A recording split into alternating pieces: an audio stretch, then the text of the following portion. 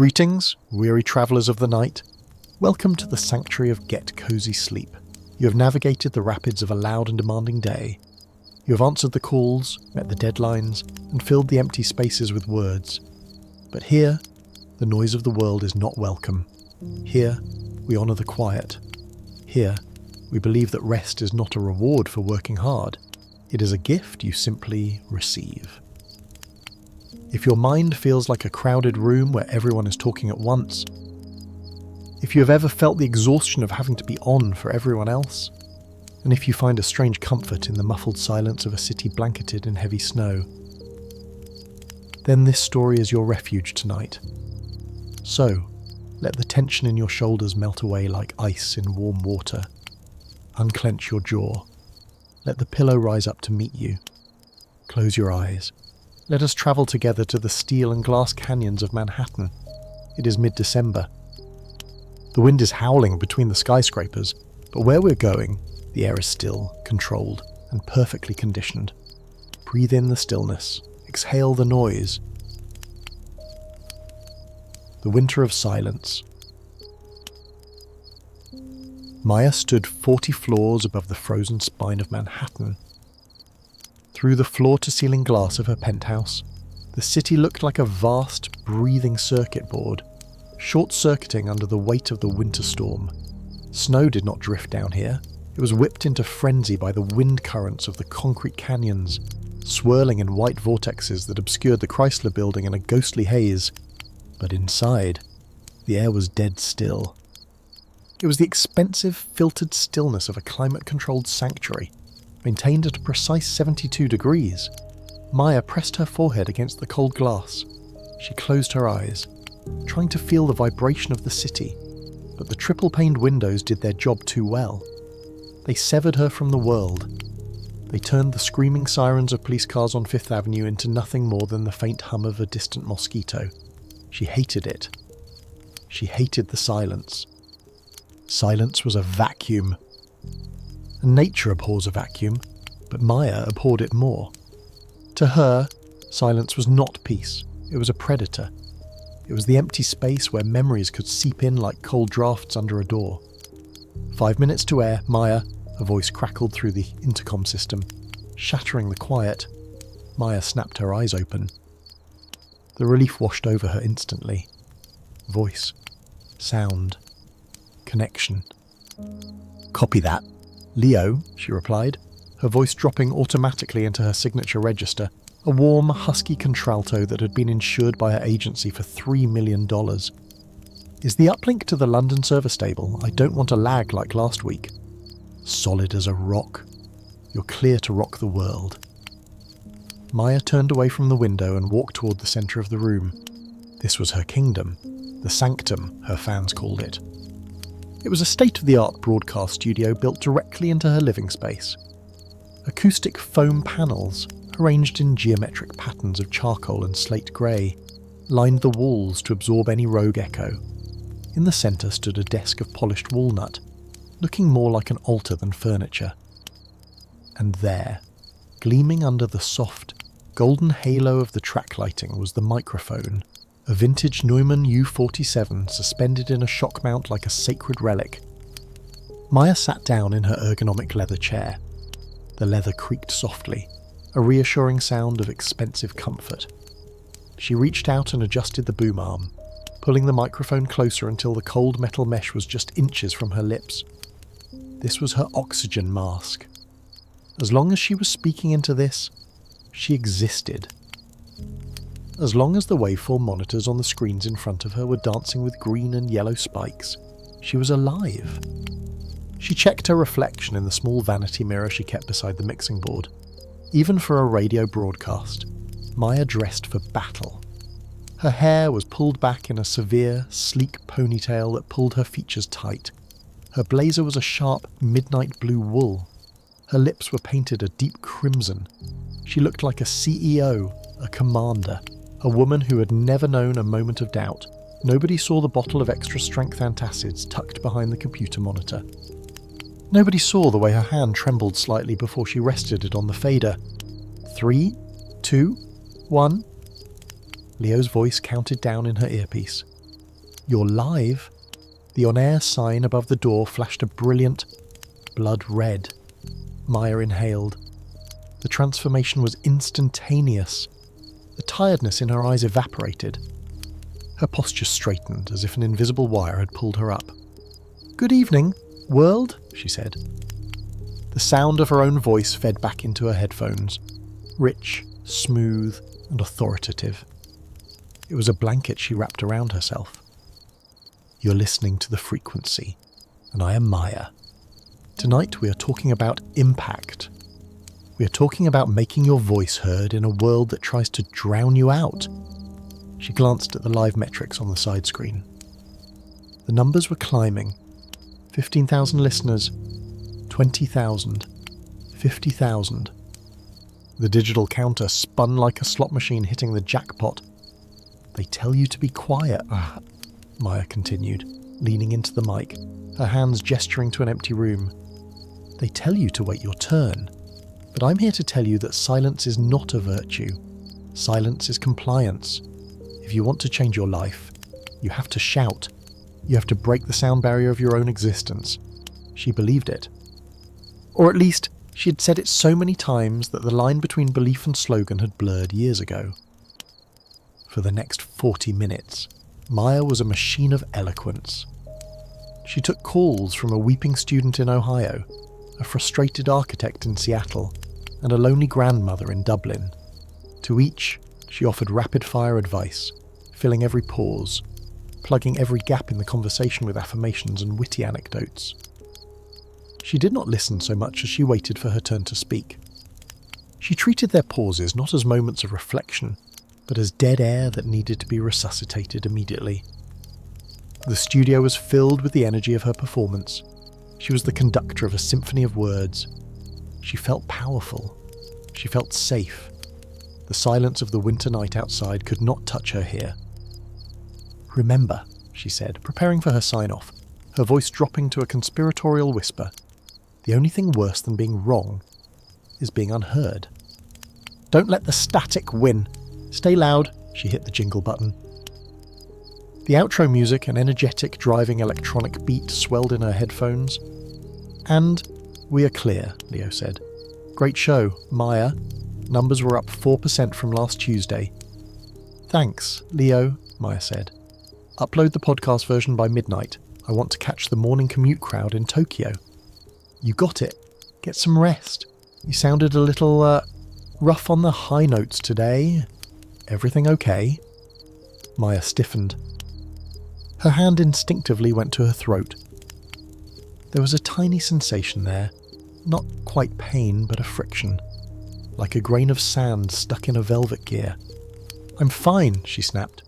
Sharper than she intended, she softened her tone immediately. "Just the dry air. The heating in this building is a disaster. Good night, Leo." "Night, boss." She pulled the headphones off and set them on the desk. The connection cut.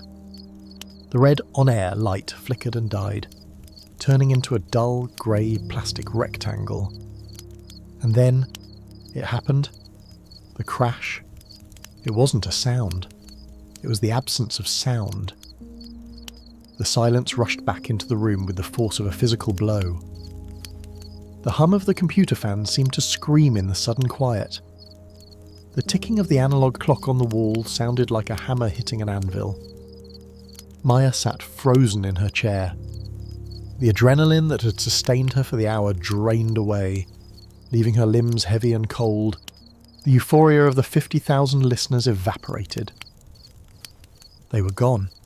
They had clicked stop and moved on to their dinners, their lovers, their sleep.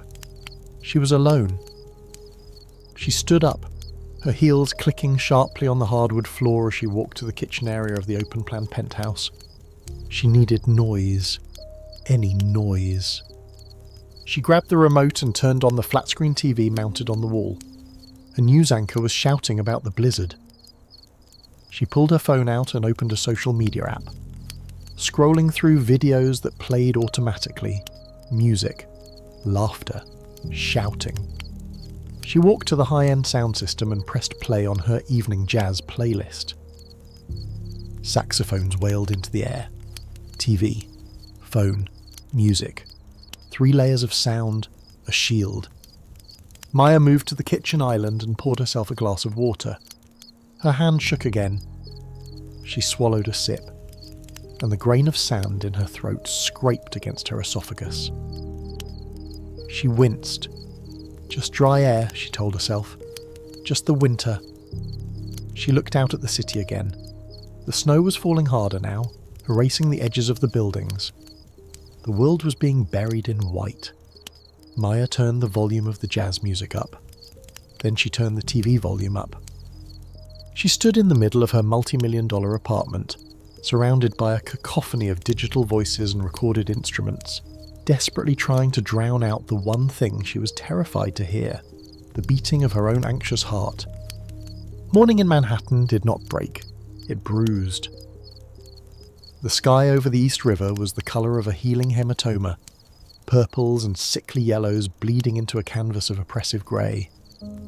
The storm had passed, leaving the city caked in a layer of salt and slush that turned the streets into treacherous rivers of brown ice. Maya woke up to the sound of her own gasping breath. Her hand flew to her throat before her eyes even opened. It wasn't a grain of sand anymore. Overnight, the sensation had evolved into something sharper, heavier. It felt as though she'd swallowed a small, jagged piece of rusted iron, and it had lodged itself sideways in her larynx. She swallowed. The rusted iron scraped against soft tissue. She winced, squeezing her eyes shut against the morning light that filtered through the automated blinds. Water, she thought, just dehydrated. She rolled out of her king-sized bed, the Egyptian cotton sheets tangling around her legs like a trap. The silence of the bedroom was thick, heavy, and accusing. She didn't let it last. Before her feet touched the cold hardwood floor, she reached for her smartphone on the nightstand and tapped the screen.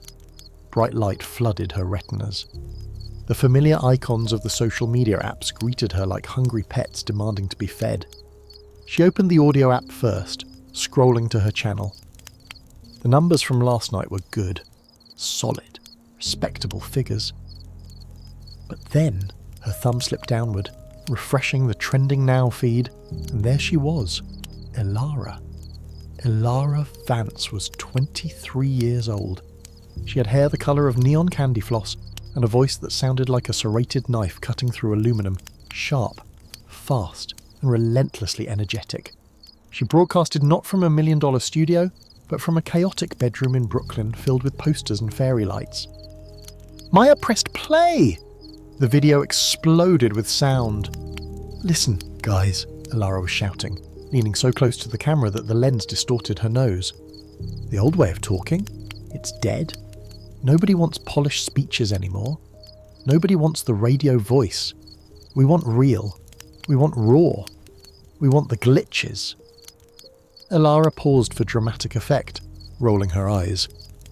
"Some people," she continued, and Maya felt a cold knot tighten in her stomach. "Some people are so obsessed with sounding perfect that they forget to sound human. They are just echoes. Don't be an echo. Be the noise." The video had 2 million views. It had been posted 6 hours ago. Maya stared at the screen. "Echo?" she whispered. Her voice cracked on the first vowel, a dry, brittle sound like a stepping on a dry leaf. She coughed, a harsh, barking sound that rattled in her chest. She threw the phone onto the duvet and marched into the bathroom. The mirror reflected a woman who looked tired. Not the glamorous exhaustion of a busy socialite, but the deep cellular fatigue of a machine that had been running red line for too long. She turned on the faucet. The water pressure in the penthouse was aggressive. She splashed freezing water on her face, trying to shock the anxiety out of her system. "She's a child," Maya told her reflection. "She's a flash in the pan. You're an institution." But institutions crumble. Castles fall. And Maya knew, with the terrifying instinct of someone who had built her worth on public approval, that the wind was changing direction. She needed coffee, strong, black, scorching hot coffee to burn away the rust in her throat. 20 minutes later, Maya stood in her kitchen, dressed in a cashmere robe that cost more than Ilara's entire recording setup. The espresso machine hissed and gurgled, a violent mechanical sound that Maya found soothing. It was purposeful noise. Her phone buzzed on the marble countertop. It was Sloane, her agent. Maya cleared her throat. Him. It hurt. It really hurt. She ignored it, forcing her vocal cords to snap into their professional alignment. Good morning, Sloane, she answered. Her voice was lower than usual, raspier. Maya, darling. Sloane's voice was crisp, cutting through the line like scissors. I saw the numbers. Good, but not great. And I saw Ilara's little stunt. I saw it, Maya said, taking a sip of the scalding espresso. The heat masked the pain for a second. She's gunning for the keynote spot. Maya, the sponsors for the Voice of the New Generation event are getting jittery. They think maybe Polished is out. They think maybe we need chaos. I can do chaos, Maya lied. She walked to the window, looking down at the ants crawling on Fifth Avenue. I can be raw. I don't need you to be raw. I need you to be undeniable, Sloane said. We need a promo video, today, something that screams authority, something that reminds them why you're the queen and she is just the jester. Can you get into the booth? Maya felt the jagged iron in her throat shift. Her body was screaming no. Her body was begging for tea, honey, and silence. Of course, Maya said. I'll record it now. Excellent. Make it loud, Maya. Make them tremble. The call ended. Maya stood in the kitchen, the silence rushing back in to fill the space where Sloane's voice had been. She walked to the studio. The door clicked shut, sealing her in the acoustic tomb. She sat at the desk and pulled up a blank script on her tablet. She didn't need a writer. She knew exactly what to say. She needed to attack. She needed to assert dominance. She adjusted the microphone. She put on the headphones. She drank the rest of the coffee in one gulp, wincing as it went down. Record, she whispered, tapping the button. The red light bloomed. They say talk is cheap, Maya began. She pushed her voice, forcing volume from her diaphragm, overriding the protest of her inflamed cords. But the right words can start a war, or end one. She stopped. It sounded thin. It lacked the resonance, the bell-like clarity she was famous for. Push harder, the voice in her head hissed. Ilara is louder than you. Scream if you have to. They say talk is cheap. She roared into the mic, her hands gripping the edge of the desk until her knuckles turned white. But I'm telling you, your voice is a weapon. Don't let the noise distract you. I am the signal. I am the frequency. A sharp, tearing pain shot up the side of her neck, radiating into her ear. It felt as if a guitar string had just snapped inside her throat. Maya gasped, grabbing her neck, her eyes watered. The waveform on the screen spiked into the red, clipping, distorted, ugly, and then fell flat. She sat there, panting, tasting something metallic in the back of her mouth. Copper. Blood? She waited for the pain to subside. It dulled to a throbbing ache. A constant, hot pulse synchronized with her heartbeat. Edit it, she thought frantically. I can edit the gasp out. I can use compression to fix the tone. Nobody will know. She manipulated the audio file with trembling fingers. She added reverb to hide the scratchiness. She boosted the bass frequencies to mask the thinness. She layered a dramatic orchestral track underneath to distract the ear. When she played it back, it sounded acceptable. To a layman, it sounded like Maya. But to her, it sounded like a forgery. It sounded like a ghost trying to haunt a house it no longer owned. She sent the file to Sloane. Sent. She slumped back in her chair. The studio was silent again. But this time, the silence wasn't empty. It was filled with a new sound, a high-pitched ringing in her ears. Tinnitus. The sound of a system overloading. She reached for the bottle of antacids and chewed 2 of them, the chalky dust coating her tongue. Just 1 more week, she promised herself. Just get through the event on Friday, then I'll rest. Then I'll be quiet. But looking at the red off-air sign, Maya felt a terrifying premonition. She felt that the silence was tired of waiting for her permission. It was coming to claim her, whether she was ready or not. The ringing in Maya's ears did not stop. It was a high, thin whine, like the sound of a wet finger tracing the rim of a crystal glass. It was internal, inescapable, a frequency generated by her own frayed nervous system. She sat on the floor of her studio, her back pressed against the cold walnut desk.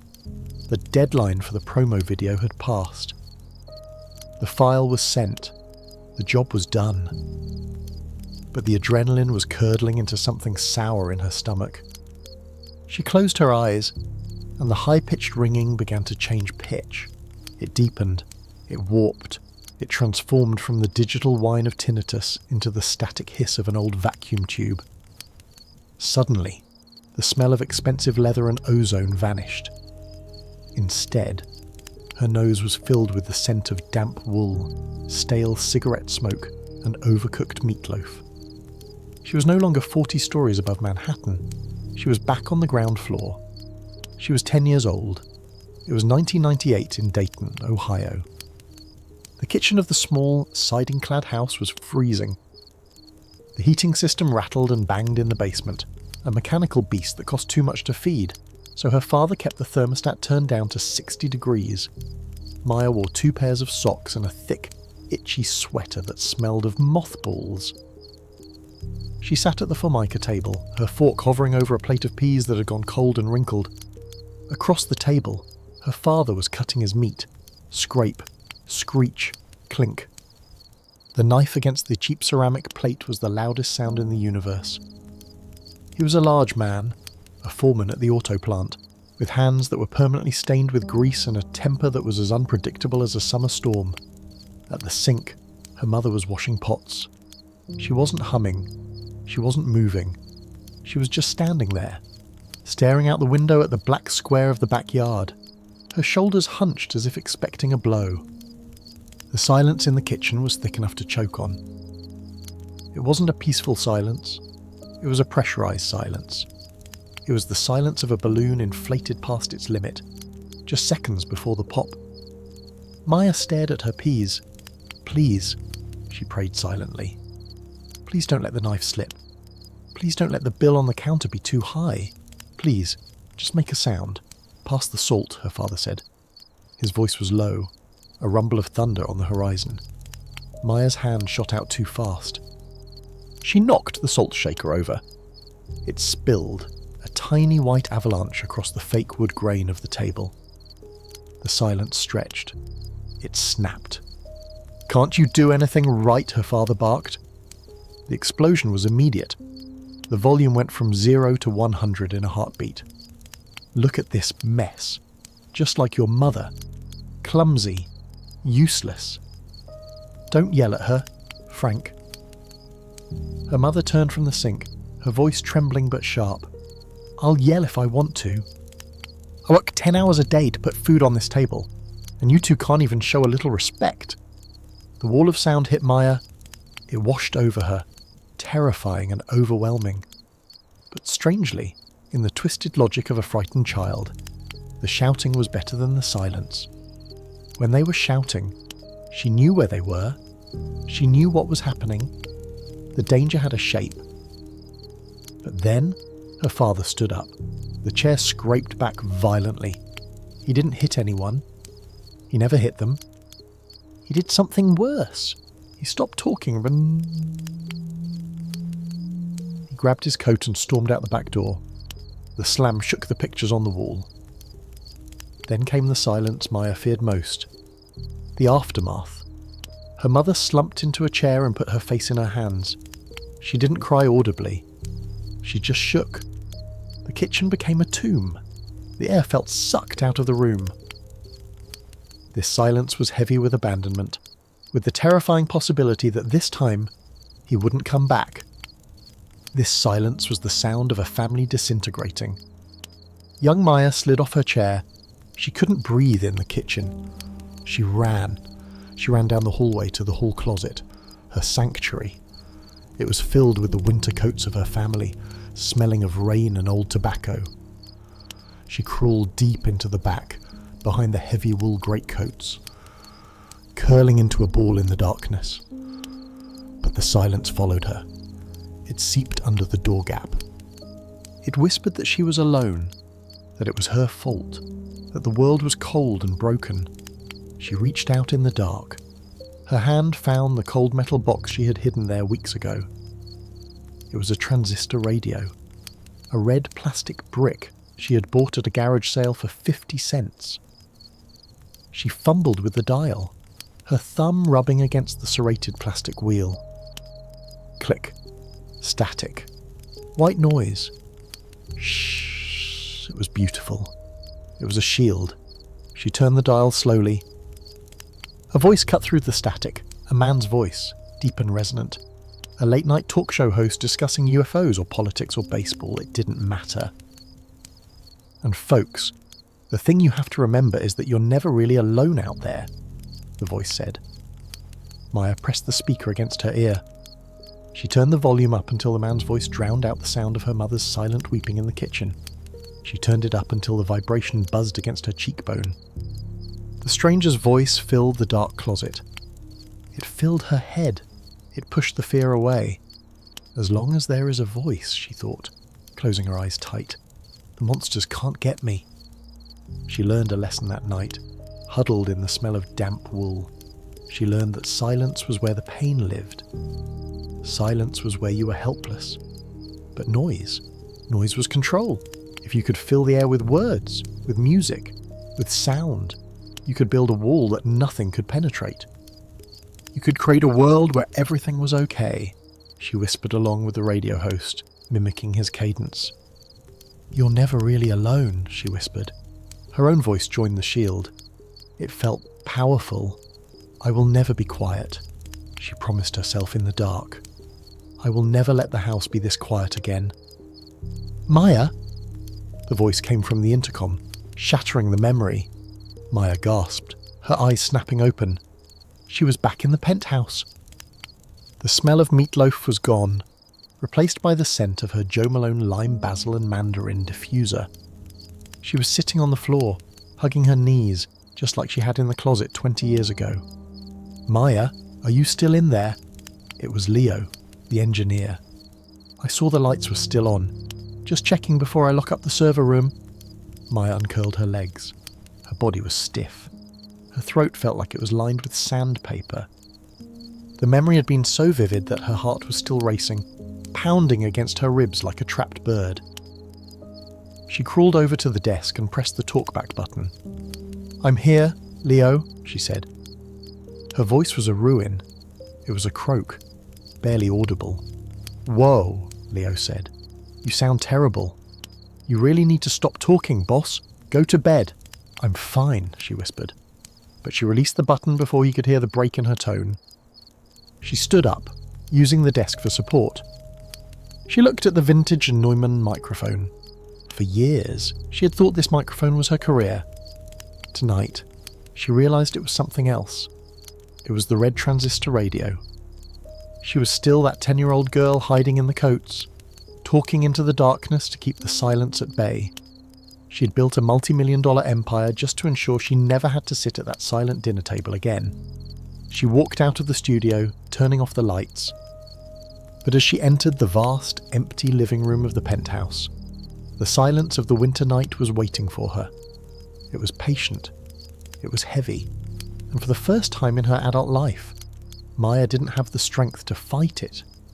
She walked to the window. The snow had stopped, but the wind was still whipping against the glass. You can't run forever, the silence seemed to say. Maya reached for her throat. The pain was throbbing now, a hot, rhythmic warning. She knew, with a sinking dread, that the wall she had built was about to collapse. The radio was running out of batteries, and the little girl in the closet was about to be found. Wednesday arrived not with a sunrise, but with a thickening of the grey soup that smothered Manhattan. The blizzard had left the city paralysed, wrapped in a silence that felt unnatural for a metropolis that prided itself on insomnia. For Maya, the morning began with a negotiation. She stood in her bathroom, gripping the edge of the porcelain sink until her knuckles turned the colour of old ivory. She was bargaining with her own body. "Just give me 3 days," she pleaded silently to her reflection. "Hold it together until Friday night. After the gala. You can break. You can burn. I don't care. Just not now." She opened her mouth and inspected her throat in the magnifying mirror. The redness was angry, violent, a raw, inflamed stripe running down the back of her pharynx. It looked like a warning sign painted in blood.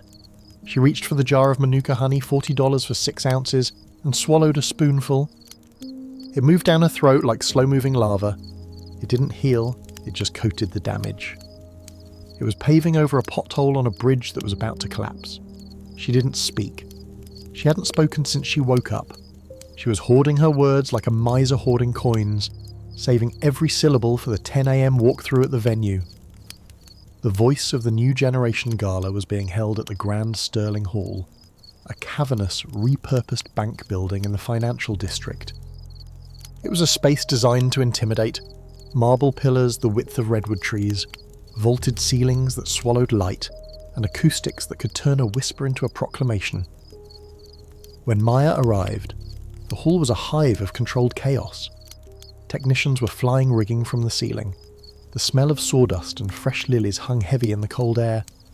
"Maya, the Queen has arrived!" The voice boomed across the empty floor. It was Marcus, the event director. He was a man who lived life in italics, hyperactive, dressed in a suit that was too tight and vibrating with an energy that exhausted Maya just by looking at him. Maya forced a smile. She adjusted her scarf. A thick cashmere loop meant to protect her neck from the drafts, but also to hide the tension in her tendons. "Hello, Marcus," she said. She aimed for her usual velvet tone, but what came out was thinner, grainier. It was like silk that had been left out in the rain. Marcus didn't seem to notice. He rushed over, grabbing her arm. "You look stunning. A bit pale, maybe? We can fix that with lighting. Come, I need you to stand on the mark. We need to check the levels for the live feed." He dragged her toward the stage. The stage was massive, a sleek black monolith rising from the marble floor. At the centre stood a podium made of transparent acrylic. "Okay, tech crew!" Marcus clapped his hands, the sound cracking like a whip. "Quiet on the floor. We have the talent on stage. Sound check in 3, 2... Maya stepped up to the acrylic podium. She looked out at the sea of empty chairs, 2,000 of them.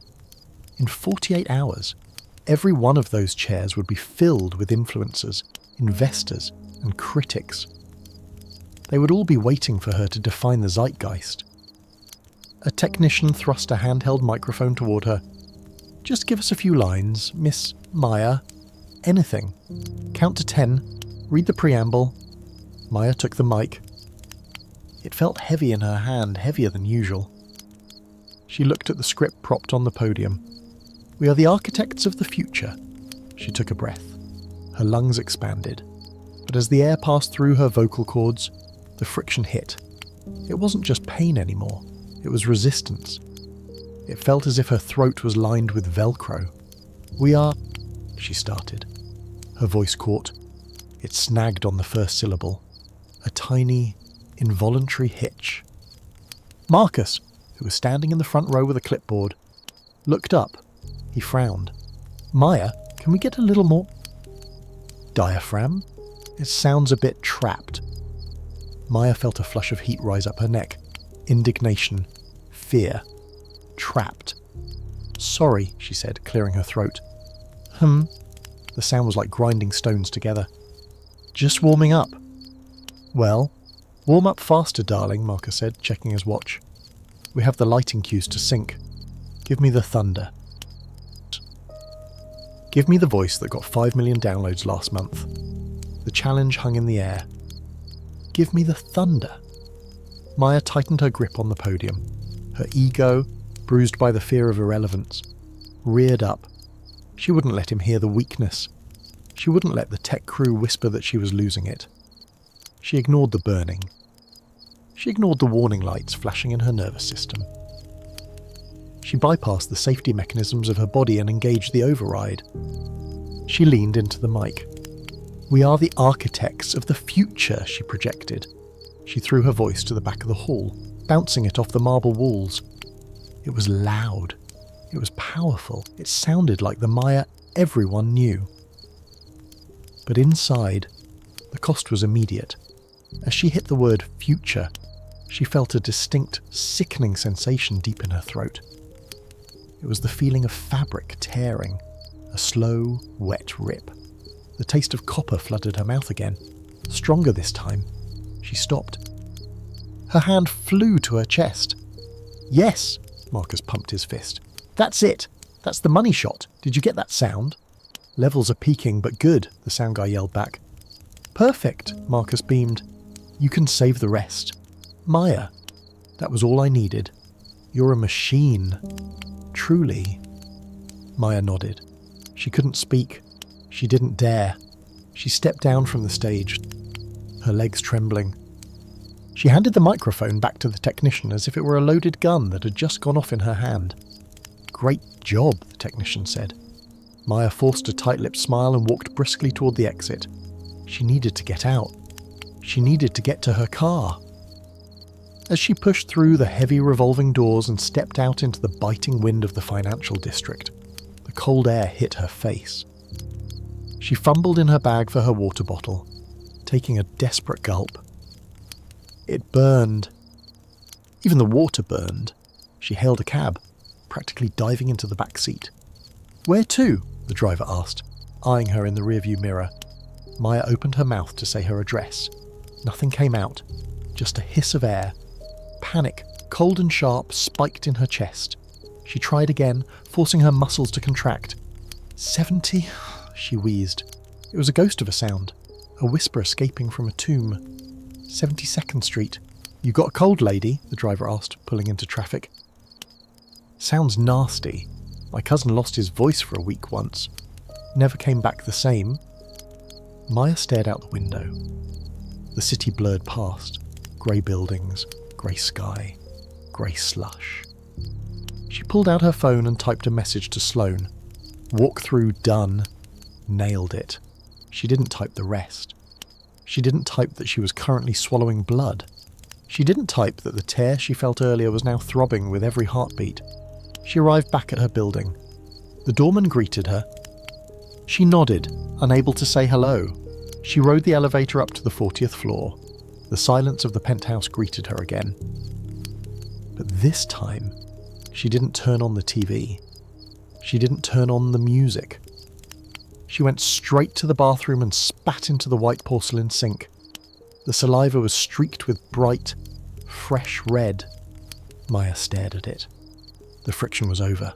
The break had begun. She washed it away with the turn of a faucet, watching the red swirl down the drain.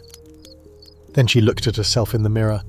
She applied a fresh layer of lipstick, masking the pallor of her lips. 2 days, she thought. I can survive 2 days of silence. But as she walked into her bedroom and collapsed onto the bed, the silence felt different. It wasn't just the absence of noise anymore. It was heavy. It was waiting. And for the first time, Maya realized that maybe, just maybe, the silence wasn't the enemy. Maybe the silence was the judge. And the verdict was about to be read. Thursday evening, the night before the gala, the Grand Sterling Hall was no longer a construction site. It had been transformed into a cathedral of commerce and media.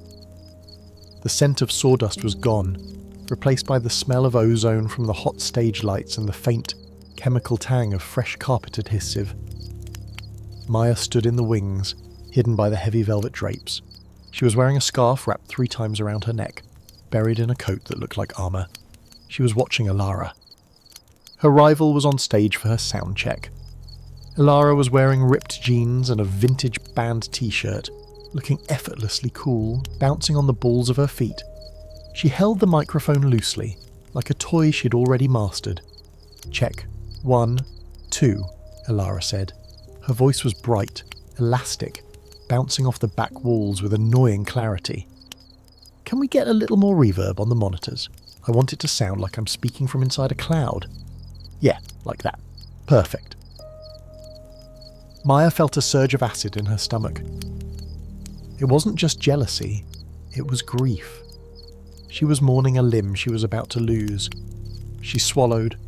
The pain was now a constant, dull throb, radiating from her larynx to her ears. She had spent the last 24 hours in absolute silence, communicating only by text, drinking gallons of warm tea with lemon. She'd convinced herself that the rest had worked. She'd convinced herself that the blood in the sink was just a fluke, a small vessel bursting, nothing permanent.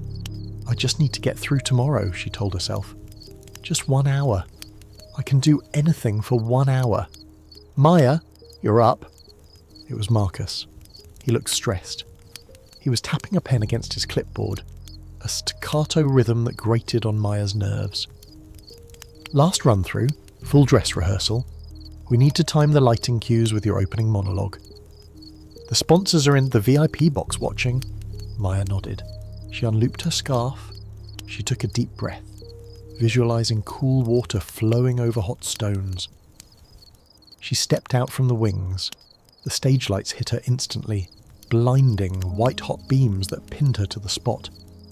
For a second, she felt like an insect under a microscope. She walked to the acrylic podium. Her heels clicked on the stage. Click, click, click. The sound was lonely. She looked up at the VIP box. Dark silhouettes were moving behind the glass. The people with the money, the people who expected the voice of the new generation. She grabbed the microphone. It was warm from Alara's hand. Maya grimaced. Okay, cue the music, Marcus shouted from the darkness of the floor. A deep, swelling orchestral track began to play. Dramatic, cinematic, designed to raise goosebumps. It was the sound of importance. Maya waited for her cue. She saw the red tally light on the main camera blink on. This is it, she thought. Show them. She opened her mouth. In a world of noise, she began. Her voice came out. It was there. It was rough. Yes. Darker than usual, like velvet rubbed against gravel. But it was there. In a world of noise, she repeated, gaining confidence. We have forgotten how to listen. She pushed. She needed to hit the crescendo. The script called for a rise in volume, a passionate plea that would bring the audience to their feet. We shout. She projected, forcing air through the inflamed passage. We scream, but we are saying nothing. The pain spiked, sharp, hot, vicious, but Maya ignored it. She was in the zone. She was riding the adrenaline. She saw Alara watching from the side of the stage, arms crossed. Watch this, Maya thought. This is how a professional does it. She prepared for the final line of the intro. It was a high note, a powerful declaration. But tonight... Maya roared, throwing her head back. Tonight we take back the... Snap. It wasn't a metaphor. It wasn't a feeling. It was a sound.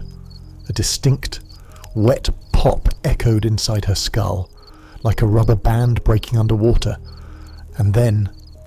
nothing. Maya's mouth was still moving. Her diaphragm was still pushing air. Her lungs were still heaving. Silence, she mouthed. But no sound came out. Not a whisper. Not a squeak. Not even a wheeze. The microphone picked up the terrifying sound of air rushing through a dead tube. Maya froze. She stood there, mouth open, hand gripping the podium.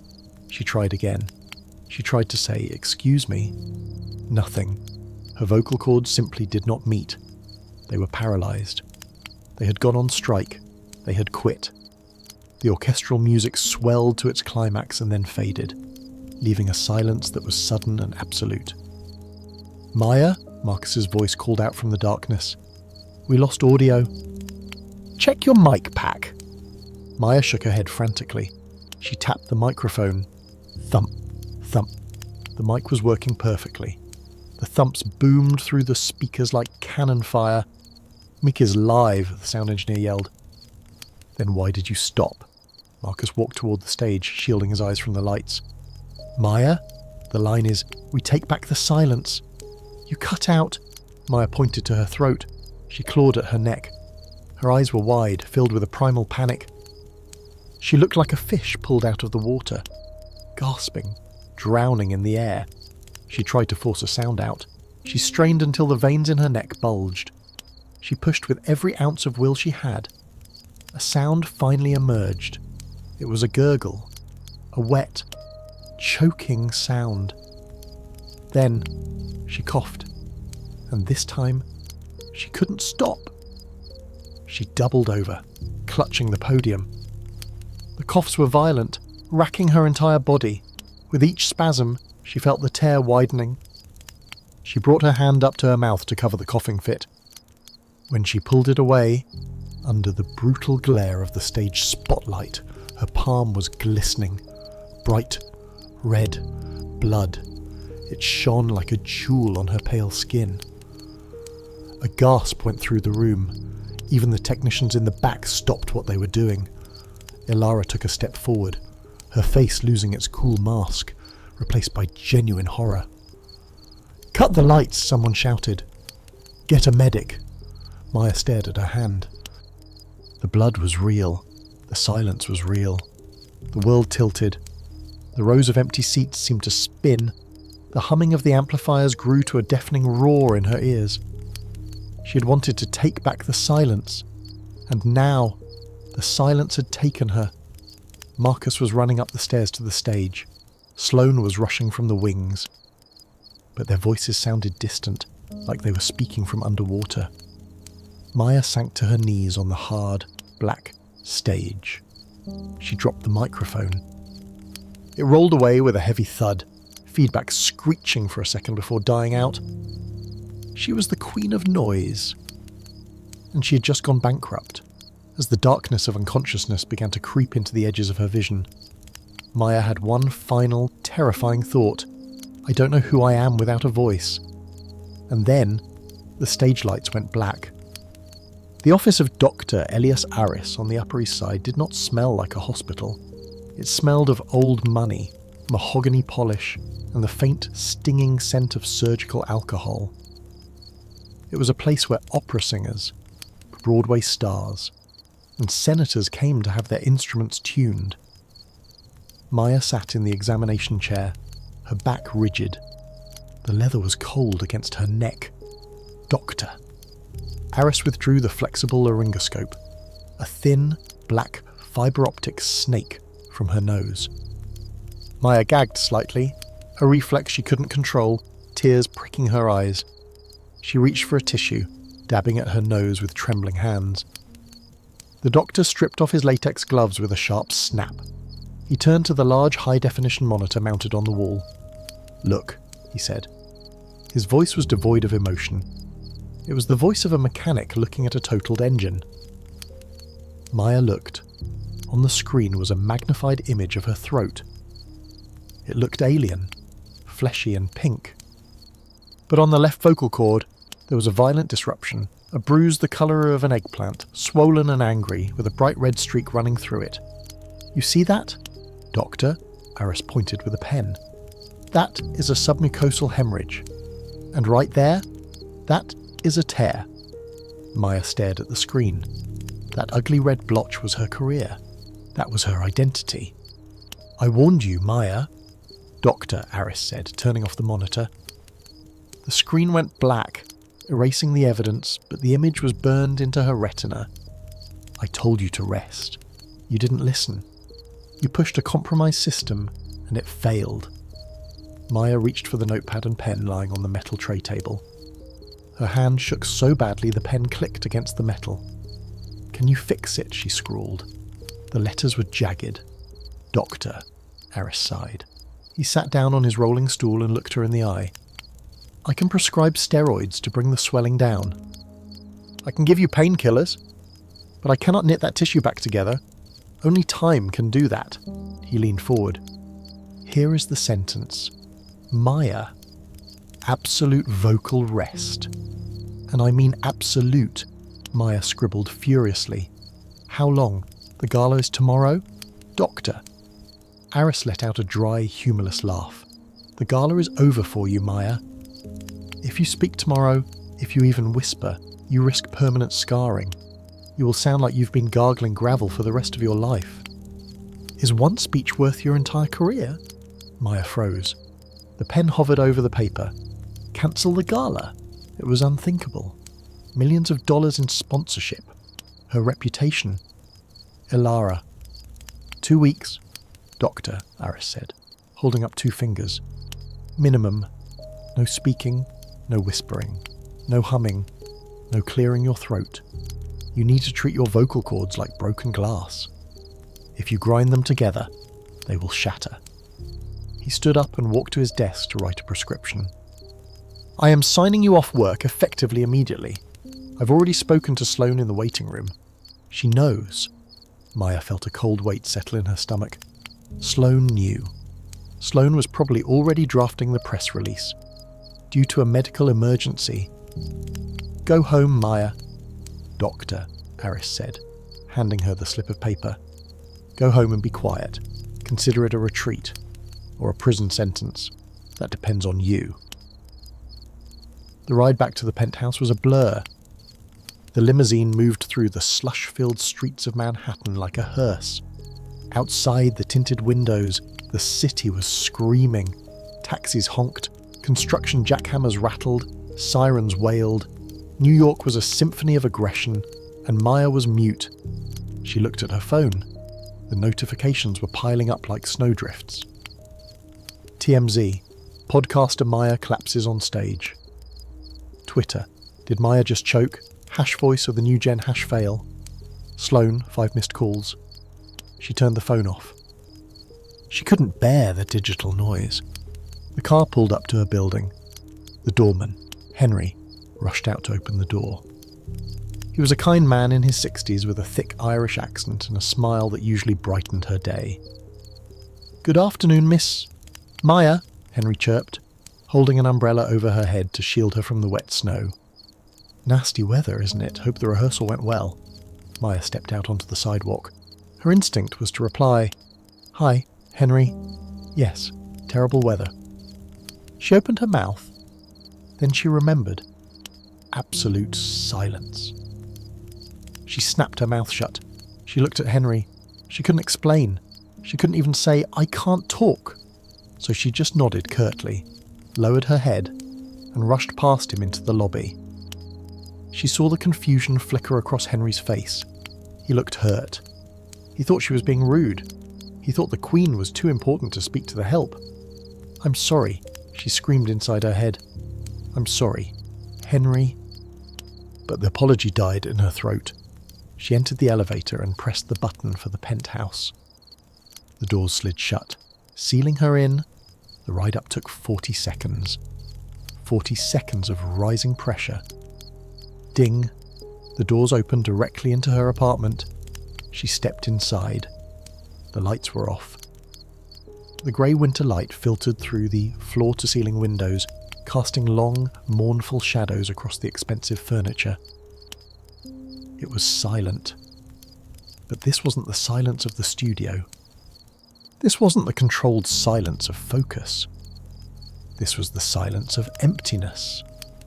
Maya dropped her bag on the floor. Thump. She took off her coat and threw it on the sofa.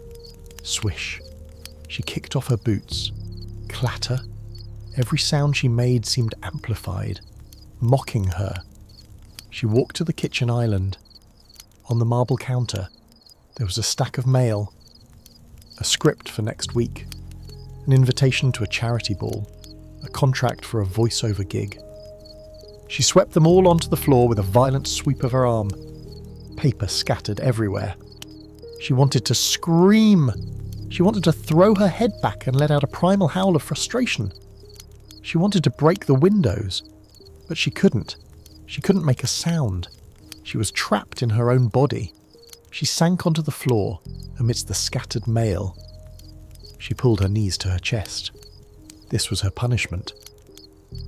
For years, she'd filled every silence with words, with noise, with ego. She had been terrified of the quiet. And now, God, or the universe, or fate, had given her exactly what she feared most. She was alone in the glass desert. And for the first time in 20 years, she had no radio to turn on. She had no microphone. She had no voice. There was only the wind howling outside, trying to get in. And the terrifying realization that she would have to spend the next 14 days alone with the one person she had been avoiding her entire life. Herself. The first 24 hours were not peaceful. They were a neurological glitch. Maya discovered that speech was not just a conscious act, it was a reflex. It was a knee-jerk reaction wired deep into her brainstem. She woke up on Friday morning, the day of the gala she would not be attending, and her brain fired the first command of the day. Coffee. Black. 2 sugars. Her lips parted. Her tongue lifted to the roof of her mouth to form the C. Then, the emergency brake slammed down. Her hand flew to her throat, strangling the word before it could be born. She gagged on the silence, letting out a frustrated breath through her nose. It was exactly as Dr. Aris had described, but worse. It was the phantom limb phenomenon. Just as an amputee feels an itch on a foot that is no longer there, Maya felt a desperate physical need to vibrate her vocal cords. The energy accumulated in her chest, hot and pressurized, with nowhere to go. She walked into the kitchen. The silence of the penthouse was oppressive. Usually, this was the time she would call her mother in Florida. Ring, ring. She reached for her phone automatically. Her thumb hovered over Mum. Then she remembered. She couldn't call. She couldn't explain. If she called and didn't speak, her mother would panic, thinking Maya had been kidnapped or had a stroke. Maya dropped the phone onto the marble counter. Clack. She needed to eat. She opened the fridge. Empty. Just a bottle of sparkling water and a withered lemon. She'd been too busy preparing for the gala to shop. Order in, she thought. Easy. She opened a food delivery app and ordered a soup and a smoothie from the organic cafe 3 blocks away. She added a note in the delivery instructions. Please leave at the door. Do not knock. I have a sleeping baby. It was a lie. A convenient, silent lie. 20 minutes later, her phone buzzed. It was an unknown number. The delivery driver. Maya stared at the screen. The driver was probably lost. Or the lobby door was stuck. Or they were out of kale. She couldn't answer. The phone rang for 30 seconds, then it stopped. A minute later, it rang again. Maya paced the kitchen floor. Pick up! Her brain screamed. Just pick up and say, leave it with the doorman. 5 words. It won't hurt. She reached for the phone. Her finger slid across the green icon. Hello? A male voice said. Delivery for Maya. I'm at the service entrance, but the code isn't working. Maya held the phone to her ear. She opened her mouth. The phantom limb twitched. The words were right there, piled up on her tongue like cars at a red light. The code is 4,490. But she couldn't release the brake. She squeezed her eyes shut, tears of frustration leaking out. Hello? Lady? You there? Maya breathed into the phone. A shaky, jagged exhalation. Look, if you don't talk, I can't leave the food. Company policy. I'm going to have to cancel the order. No, Maya wanted to scream. Don't you dare. Okay, cancelling now. Have a nice day. Click. The line went dead. Maya stood there, holding the silent phone, trembling with a rage that was entirely disproportionate to a lost smoothie. It wasn't about the food. It was about the sudden, terrifying realization of her own impotence. Without her voice, she couldn't even open a door. Without her voice, she was a ghost in her own city. She hurled the phone onto the sofa. It bounced harmlessly onto a cushion. She needed to do something. She needed to output this energy. She walked to her studio. The door was open. The equipment was cold. She sat down at her desk and pulled out a notepad. She began to write. "I am not silent." She wrote. The pen tore through the paper. "I'm waiting." She wrote a list of things she wanted to say to the delivery driver. She wrote a list of excuses to tell Sloane. She wrote a curse word in capital letters, underlining it until the ink bled through to the next page. But writing felt slow. It was archaic. It lacked the immediacy, the punch, the texture of her voice. When she spoke, she could manipulate tone. She could charm. She could intimidate. On paper, she was just words. Flat, two-dimensional words. She looked at the computer screen. The webcam stared back at her like a dead eye. Tonight was the gala. Right now, Alara was probably doing final mic checks. Alara was probably joking with the sound crew, using that loud, brash laugh that Maya hated. Maya felt a pull magnetic and toxic toward the internet. She opened her laptop. She logged into Twitter. The hashtag #voice of the new gen was trending. She clicked it. A flood of noise. Photos of the venue, snippets of interviews. And there, a tweet from Alara. "Sad to hear the Queen can't make it tonight. Don't worry, Maya. I'll make sure the mic stays warm for you." #newgen, #loud and proud, the winky face. That damned winky face. Maya's fingers hovered over the keyboard. The phantom limb was no longer in her throat. It was in her hands now. She typed furiously. "Enjoy the stage, child. Try not to trip over your own ego." She stared at the tweet. It was petty. It was bitter. It was exactly the kind of raw content Alara preached. But coming from Maya, it looked desperate. She hovered the cursor over post. Her heart hammered against her ribs. "Post it," the angry voice inside said. "Make a noise. Let them know you're still here." But she froze. If she posted this, she was engaging on Alara's terms. If she posted this, she was admitting that Alara had gotten under her skin. Silence was power. No. Right now, silence felt like surrender. But posting this was worse. It was a scream into the void that no one would respect. Maya hit backspace. Tap, tap, tap. She deleted the tweet. She closed the laptop with a snap. The apartment was getting darker. The winter sun was setting early, casting long, grey shadows across the floor. Maya went to the window. She pressed her hand against the glass. Down below, the city was lighting up. Millions of people were talking. Deals were being made. I love yous were being exchanged. Arguments were exploding. And up here, in the glass cage, the only sound was the refrigerator compressor kicking on. She touched her throat. It was swollen, hot to the touch. She realised then that the phantom limb wasn't just her voice. It was her connection to humanity. She had spent years talking at people, broadcasting to them. But she had never really learned how to be with them without the buffer of a microphone. Now, the buffer was gone. And the isolation was terrifying.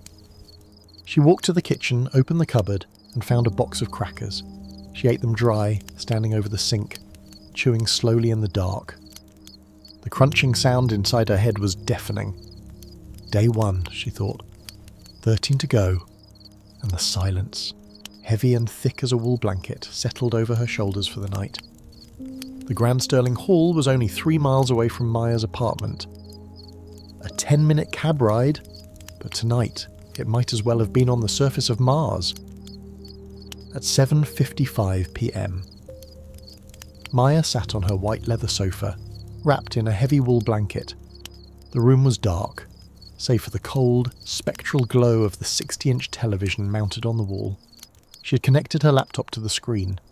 She was attending her own funeral via high-speed Wi-Fi. The livestream feed flickered to life.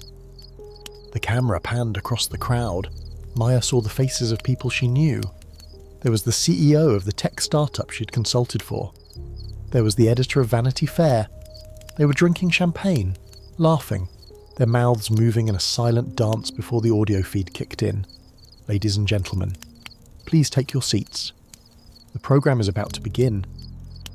Maya gripped the remote control until her plastic fingernails dug into her palm. She shouldn't be watching. It was an act of emotional masochism. But she couldn't look away. It was the train wreck of her career, and she was the only passenger not on board. "Welcome to the voice of the new generation," Marcus's voice boomed through the TV speakers. He bounded onto the stage, sweating under the lights. "We had a little change of plans tonight," Marcus said, chuckling nervously. "Our scheduled keynote speaker, the lovely Maya, has lost her voice." A ripple of laughter went through the crowd. It wasn't mean-spirited, but it was dismissive. It was the sound of a crowd that had already moved on. "Irony is a cruel mistress, isn't she?" Marcus quipped. "But don't worry, we don't believe in empty stages. We believe in noise. So, stepping in at the last minute, please welcome the storm herself, Elara Vance." The applause was polite at first, then raucous. Elara stormed the stage. She didn't walk, she marched. She was wearing a tuxedo jacket with no shirt underneath, and combat boots. She grabbed the microphone stand and ripped it from its base, stalking the stage like a panther. "They told me to fill some big shoes," Elara yelled, her voice distorted by the gain. She pointed to the empty acrylic podium where Maya should have been standing. "But I brought my own boots." The crowd cheered. They loved the rebellion. They loved the disrespect. Maya felt a cold stone drop into her stomach. Elara didn't use a script. She paced back and forth, ranting, riffing, sweating. "Maya was going to come up here and talk to you about architects of the future," Elara mocked, deepening her voice to sound like a bad impression of Maya. "She was going to give you polished sentences. She was going to give you perfect grammar. But let me ask you, does the future look perfect to you?" "No," the crowd shouted back. "The future is messy," Elara screamed. "The future is a glitch. We don't need keynote speakers. We need screamers. We need people who aren't afraid to break the equipment." To prove her point, Elara kicked the acrylic podium. Thud. It wobbled. The audience went wild. They were eating it up. They didn't want wisdom. They wanted spectacle. And Elara was giving them a feast. Maya sat in the dark penthouse, tears streaming silently down her face. The tears were hot, burning tracks on her cold skin. She reached for her phone. She opened the live stream on the app to see the comments. The digital ghost was awake. User 77, finally, someone real. Crypto King, Maya is so 2015. This girl is fire. Sarah_J. Wait, is Maya okay though? User 77, who cares? Adapt or die. Adapt or die. Maya's thumbs hovered over the keyboard. The rage was blinding. She wanted to type, "She is a fraud. She has no substance. She's just noise." She wanted to remind them of the years she'd spent building this platform. She wanted to scream into the digital void. But she stopped. What would it look like? Verified account, the Queen of Discourse, fighting with anonymous trolls in the comment section of her own replacement speech. It would look pathetic. It would look like a ghost trying to haunt a house that had already been sold. On the screen, Elara was finishing up. "So let the old guard rest," Elara said, looking directly into the camera. For a second, it felt like she was looking right into Maya's living room. Let them nurse their tea and their silence. "We have work to do. We have noise to make." Elara dropped the mic. Literally. Bang! The feedback squealed. The crowd gave her a standing ovation. Maya pressed the power button on the remote. The screen went black. The silence rushed back in, instantaneous and violent. The applause was cut off as if by a guillotine. Maya sat in the dark. The blue afterimage of the screen floated in her vision. She felt erased. It wasn't just that she'd missed a speech. It was that the world had instantly reconfigured itself to fill the hole she left behind. The waters had closed over her head, and the surface was already smooth again. She was a ghost. She was present, observing, feeling, but unable to interact. She could scream, but no one would hear. She could type, but it wouldn't matter. She stood up, her legs numb. She walked to the window. The city lights below were indifferent. They didn't care who held the microphone. They just burned. Maya pressed her forehead against the freezing glass. Her breath fogged the surface, creating a small, temporary ghost of its own. She raised her hand and wrote in the condensation with her finger. One word, gone. She watched the word fade as the condensation evaporated. She turned away from the window and walked into her bedroom. She didn't brush her teeth.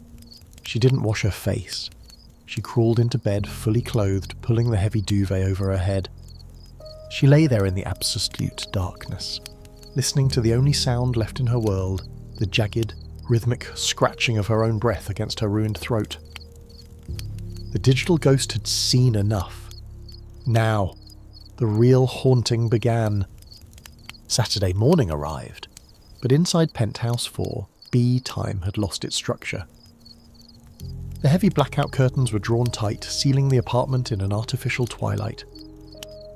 Maya lay on the floor of her living room. She wasn't sleeping. She was vibrating. The silence of the previous night had mutated. It was no longer just the absence of sound. It had become a physical weight, a pressurized gas that filled every corner of the room, pressing against her eardrums, squeezing her chest. In the silence, thoughts were too loud. Elara is the future. You are obsolete. You have no friends, only subscribers. You're 40 years old and you're alone in a glass box. Maya sat up, gasping. She couldn't take it. The quiet was eating her alive. It was peeling back the layers of her ego like an onion, exposing the raw, stinging centre. She needed a shield. She needed noise.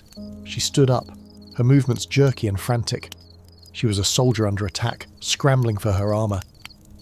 First, the television. She grabbed the remote and thumbed the power button. The 60-inch screen exploded into life. CNN, a panel of 4 people shouting over each other about interest rates. The market is volatile. No, the market is correcting. Maya turned the volume up to 45. The voices filled the room. Good. Next, the stereo system. She walked to the Bang & Olufsen Tower in the corner. She synced her phone. She chose a playlist called High Energy Workout. Electronic dance music with a relentless thumping bass line began to pump through the subwoofer. Thump, thump, thump. It clashed horribly with the CNN anchors, creating a dissonant, jagged soundscape. Better. But there were still gaps. There were still pockets of silence in the hallway, in the kitchen. Maya ran to the kitchen. She turned on the faucet. The water hit the stainless steel sink with a hard, splashing hiss. She opened the dishwasher, though it was empty, and pressed heavy cycle. The machine groaned to life, the spray arms whirring aggressively. She walked over to the expensive Vitamix blender. She didn't put anything in it. She just put the lid on and turned the dial to high. The motor screamed, a high-pitched mechanical shriek that sounded like a jet engine taking off. She backed away, nodding. The kitchen was now a cacophony of water, motor, and steel. She moved to the bedroom. She pulled out the Sleepmate white noise machine from her nightstand. Usually, she used the gentle rain setting.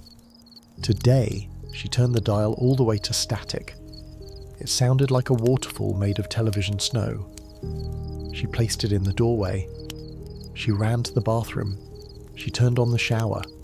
She turned on the exhaust fan. The fan rattled in its housing. A rhythmic clack, clack, clack. Maya walked back to the centre of the living room. She stood there, bathed in the chaos. The TV shouted news. The stereo thumped bass. The blender screamed. The shower hissed. The fan rattled. It was a symphony of modern anxiety. It was a wall of sound so thick, so dense, that no thought could penetrate it. Maya closed her eyes and let the noise wash over her. She imagined the sound waves hitting her body, physically scrubbing away the shame of last night. She imagined the noise drowning out Elara's voice, drowning out Doctor, Aris's prognosis, drowning out the terrifying silence of her own heart. She began to pace. She walked in circles around the coffee table, her steps syncing with the beat of the electronic music. I am busy, she told herself. I'm surrounded by activity. I'm in the center of the world. She checked her phone. No messages. She checked her email. Spam. She looked at the TV. The pundits were still arguing, their faces red, their mouths moving fast. She looked at the blender. It was vibrating across the counter, inching toward the edge. For an hour, Maya lived inside this self-made storm. She sat on the sofa, scrolling mindlessly through her phone, the noise acting as a numbing agent. It was a drug. It deadened the pain. It made the emptiness feel full. But then, the headache started. It began at the base of her skull, a tight, hot knot of tension.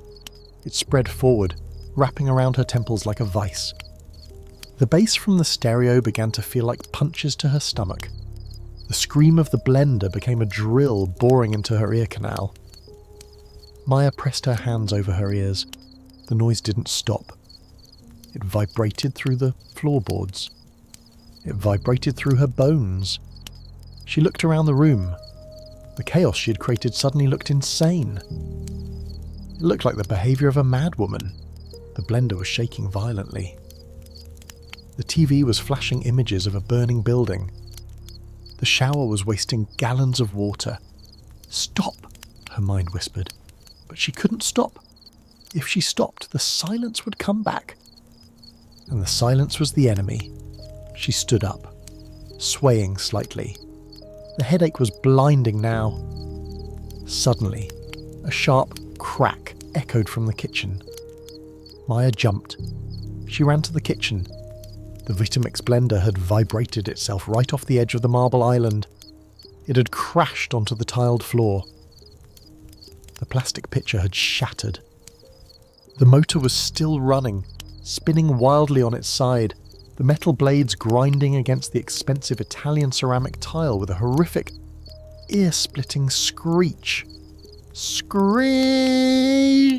It was the sound of a dying animal. Maya scrambled forward. She fell to her knees, ignoring the shards of plastic. She grabbed the power cord and yanked it from the wall. The blender died instantly.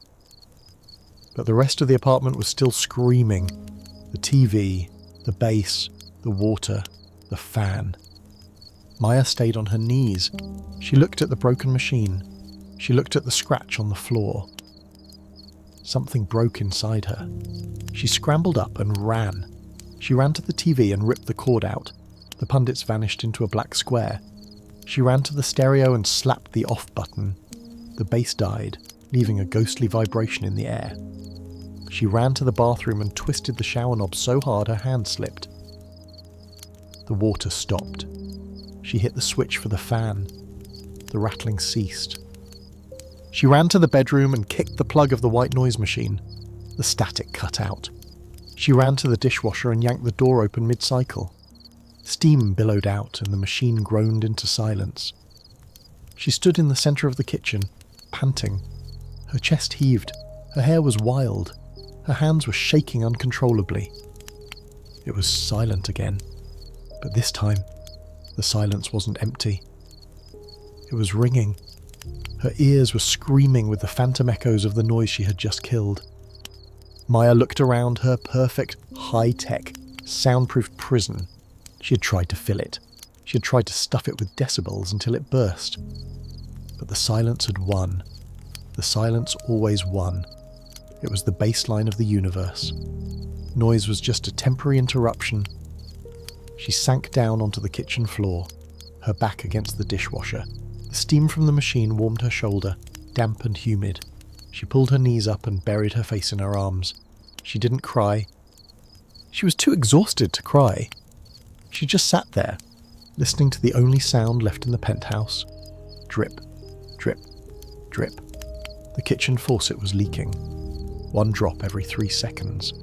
It was a small, persistent, rhythmic sound. It was the sound of time passing. It was the sound of a life that was slowly, steadily, leaking away. Maya closed her eyes. She surrendered. Okay, she thought, her mind defeated. Okay, you win. I'm listening. But for now, All she could hear was the wreckage of her own fear.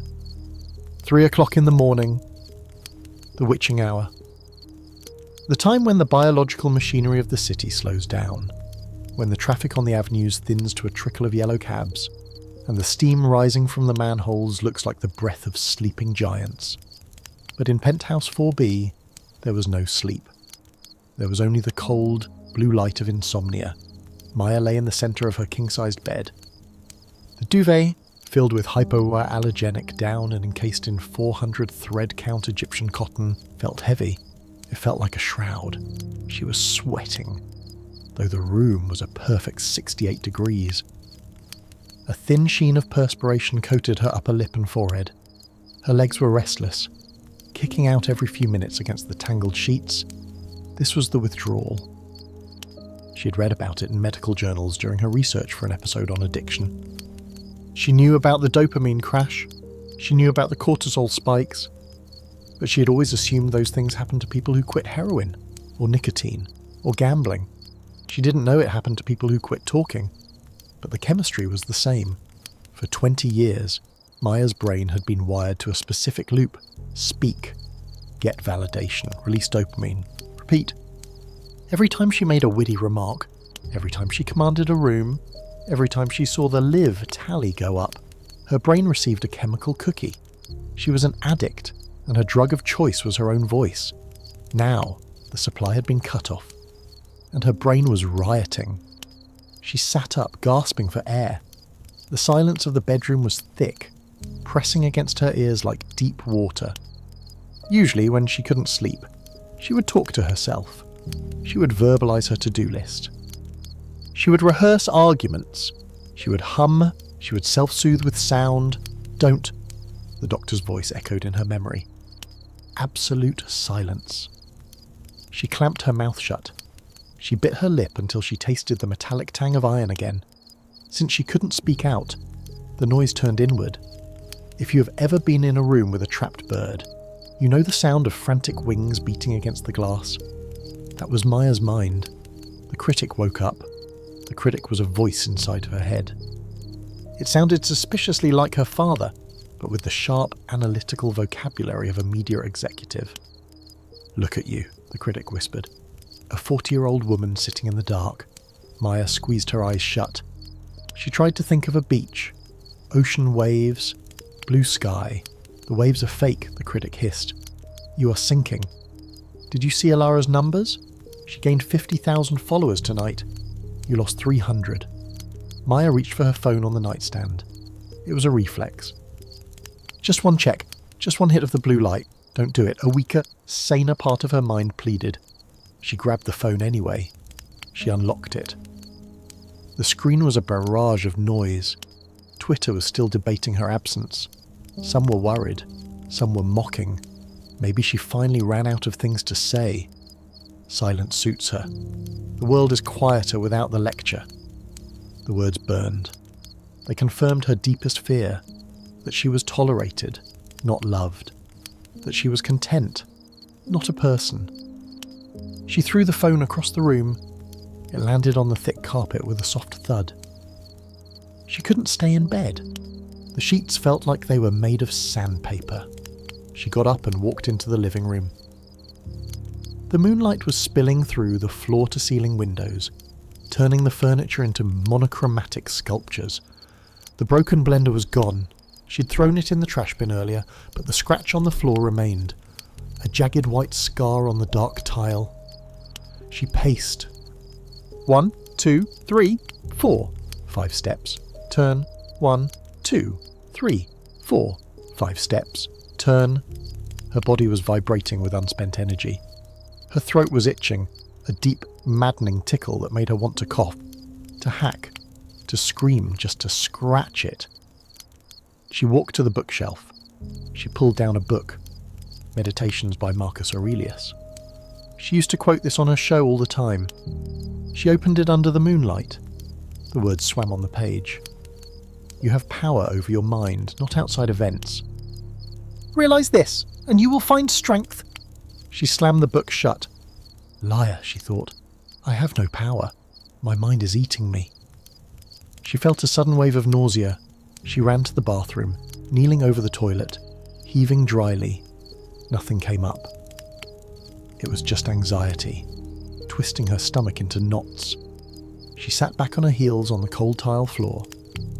The bathroom was stark white, clinical. She looked at the bathtub. Water, she thought. Maybe water will help. She turned the tap. She didn't let it run full blast. Too loud. She let it trickle. Slowly, the large porcelain tub began to fill. She stripped off her sweat-dampened pyjamas and stepped in. The water was hot, scalding almost. It shocked her skin. She slid down until the water covered her shoulders, then her neck, then her chin. She lay there, floating in the heat. She took a deep breath and submerged her head. The world changed. Underwater, the silence was different. It wasn't the empty silence of the apartment. It was a womb-like hum, the sound of the water settling, the thud, thud, thud of her own pulse in her ears. For a moment, the critic was drowned out. She opened her eyes underwater. The bathroom lights above looked like distant, wavering stars. She stayed there until her lungs burned. Not the burn of the infection, but the clean, simple burn of needing oxygen. She surfaced. Gasp. The air rushed into her lungs. The water streamed off her face.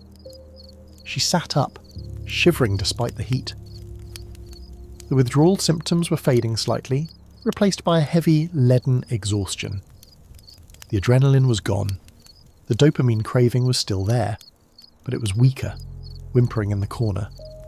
Maya wrapped herself in a thick towel and walked back to the bedroom. She didn't get back into bed. She sat in the armchair by the window, looking out at the city. The sky in the east was beginning to turn a bruised purple. Dawn was coming. Sunday. Sunday used to be her busiest day. Script writing, planning, brunch with sponsors. Today, Sunday was just a blank page. She touched her throat. It was tender, hot to the touch.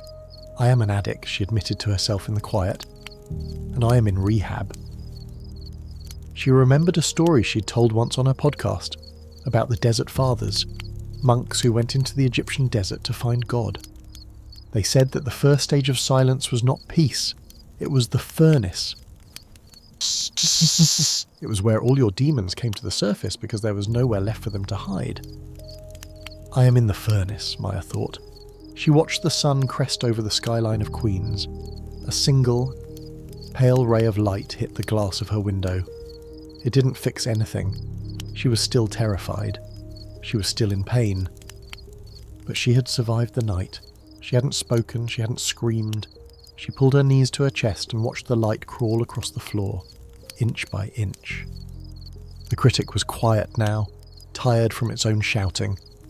And in that brief moment of ceasefire, Maya fell asleep in the chair, her head resting against the cold glass, dreaming of a radio that played only static. Sunday morning in the Went House was usually a production. It was a ritual of restoration and armour building. In the old world, the world that existed 48 hours ago, Maya would have been awake by 8. She would have been sitting in the makeup chair she'd installed in her dressing room, bathed in the flattering, warm glow of ring lights. A freelance stylist named Chloe would often be there, blow-drying Maya's hair into glossy, architectural waves while Maya reviewed talking points for the coming week.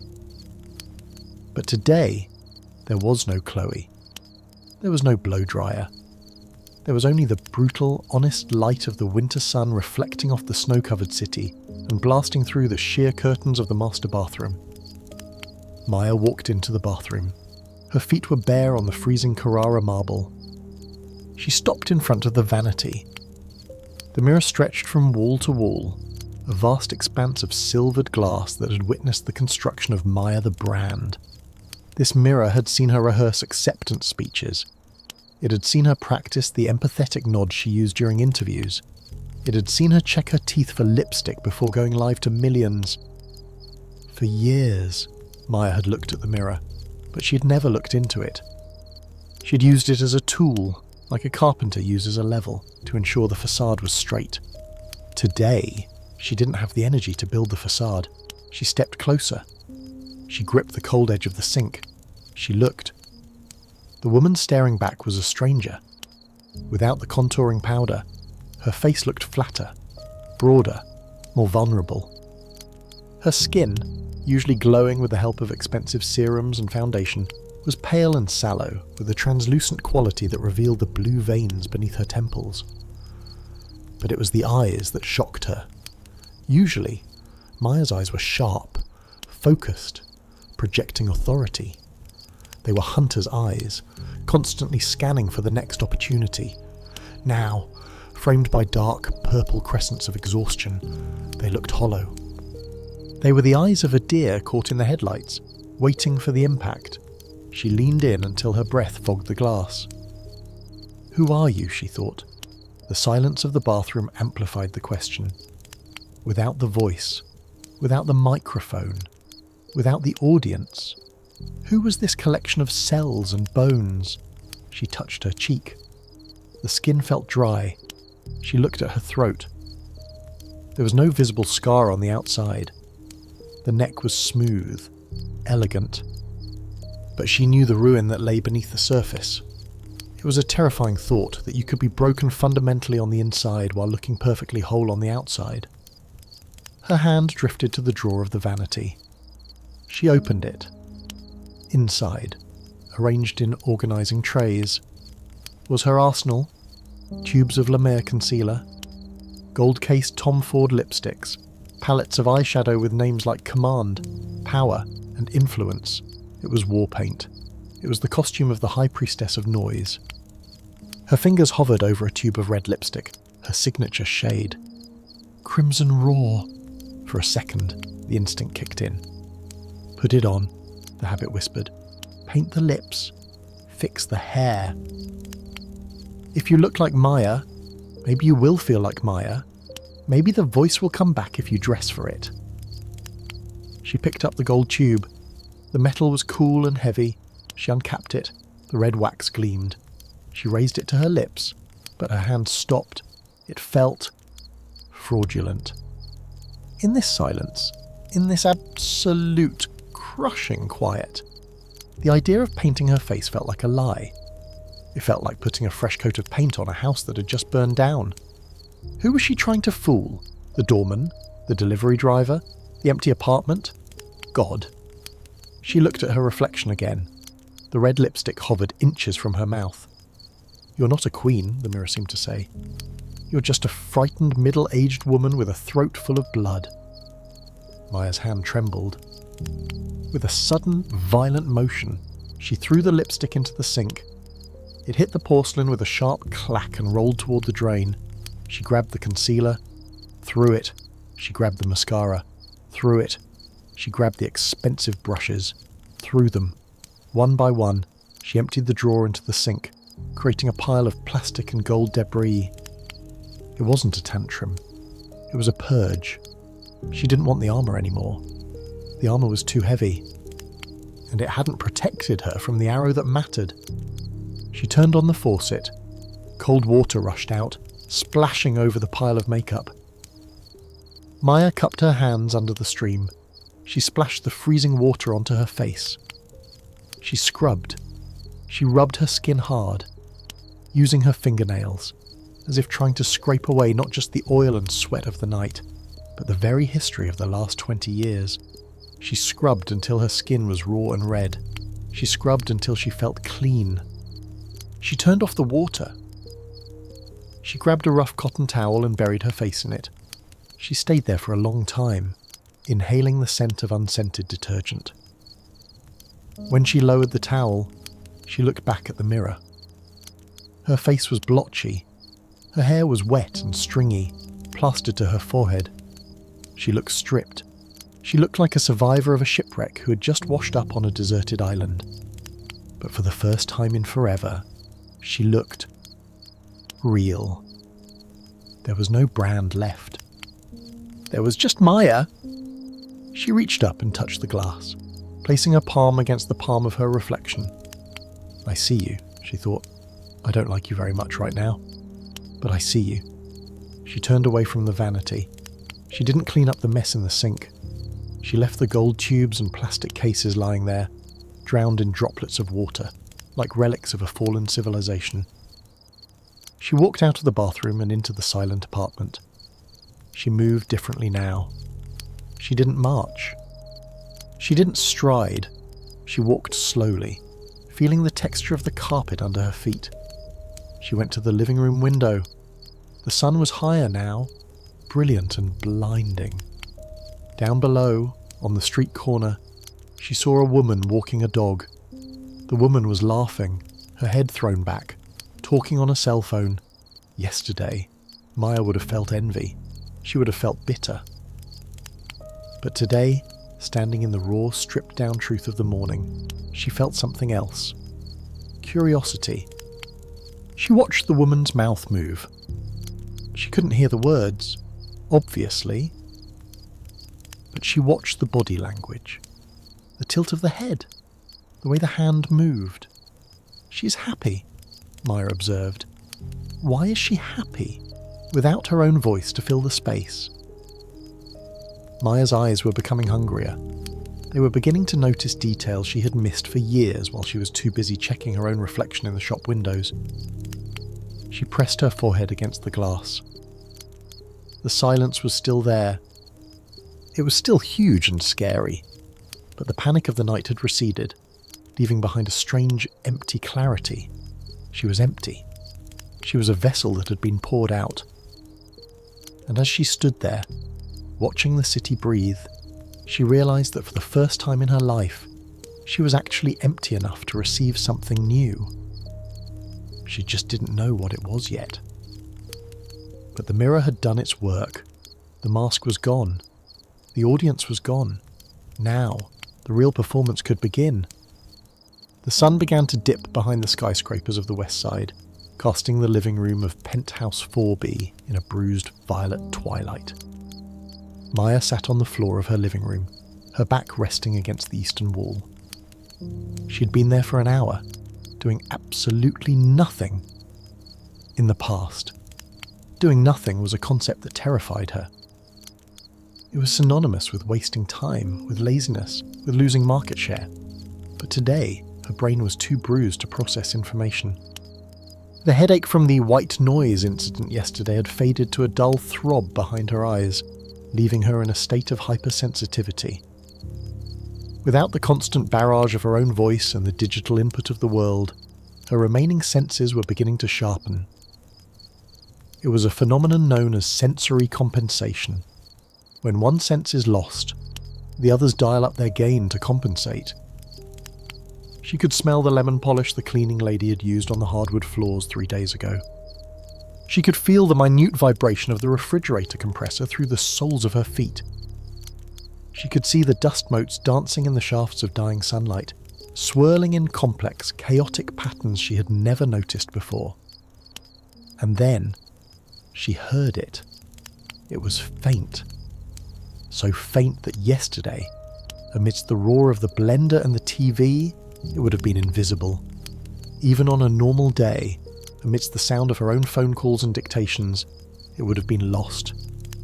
But in the absolute, crystalline silence of this Sunday evening, it was as loud as a gunshot. Hick! Huh. Hick! Maya frowned. She turned her head, scanning the empty room. Was it the plumbing, old pipes rattling in the walls? Was it a bird trapped in a vent? She held her breath. She closed her eyes to focus. Hick! Sob. Oh God. It wasn't a machine. It wasn't an animal. It was human. The sound was coming from the wall behind her. The eastern wall. The wall she shared with penthouse 4C. Maya shifted her position, pressing her ear against the cool, smooth plaster. The wall was supposed to be soundproof. The brochure for the building had boasted about acoustic isolation and absolute privacy. And for 5 years, Maya had believed it. She'd lived here assuming that her neighbours were ghosts, existing in parallel universes that never intersected. But sound, she realised, is like water. It always finds a crack. It travels through the steel beams, through the concrete slab, through the shared ventilation shafts. I miss you. I miss you so much." The voice was muffled, thick with tears. It was a woman's voice. Older. Cracked. Maya froze. She knew who lived in 4C. It was Mrs. Gable. Maya had seen her a dozen times in the elevator. A petite woman with silver hair perfectly coiffed, always wearing tweed jackets and pearls. Mrs. Gable always smiled politely. Maya always nodded briskly, eyes on her phone, muttering a quick good morning before rushing out as soon as the doors opened. Maya had filed Mrs. Gable away under irrelevant. A nice, quiet, old lady. Probably spent her days drinking tea and watching game shows. But the sound coming through the wall now was not the sound of a tea party. It was a guttural, raw, animalistic sound of grief. It was the sound of a soul being ripped in half. "Why did you leave me? Arthur, it's so cold." Maya pulled back from the wall as if it had burned her. She felt like an intruder. This was a private moment. This was the kind of naked vulnerability that people hid behind closed doors. She shouldn't be listening. Her old instinct kicked in. "Turn on the TV," the habit whispered. "Drown it out. It's not your problem. You have your own misery to deal with." She reached for the remote control lying on the carpet. Her finger hovered over the volume button, but she didn't press it. Something about the texture of the crying stopped her. It was the loneliness in it. Maya knew that loneliness. She was swimming in it right now.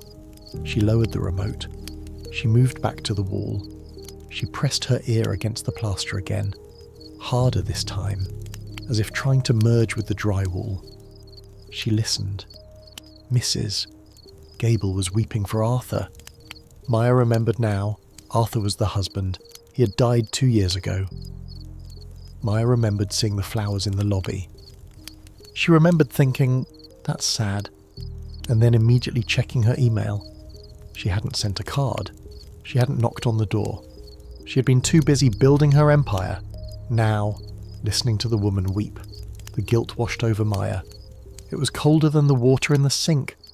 I was so loud, Maya thought. I was so busy shouting my opinions to the world that I couldn't hear the woman living 6 inches away from me.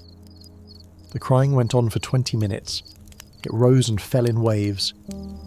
There were moments of silence where Maya held her breath, wondering if it was over, and then a fresh wave of sobbing would break against the wall.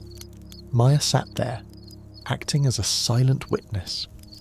She imagined Mrs. Gable on the other side. Was she sitting on the floor too? Was she looking at a photo? Was she holding one of Arthur's old shirts, smelling the fading scent of his cologne for the first time in her life? Maya wasn't thinking about her next sentence. She wasn't formulating a response. She wasn't judging. She was just being... She was holding space. Even though Mrs. Gable didn't know she was there, Maya felt a strange, invisible thread connecting them through the layers of paint, drywall, and insulation. "I hear you," Maya mouthed silently into the plaster. "I can't say it, but I hear you." Eventually, the sobbing subsided. It turned into sniffles, then the sound of blowing a nose, then the creak of floorboards as Mrs.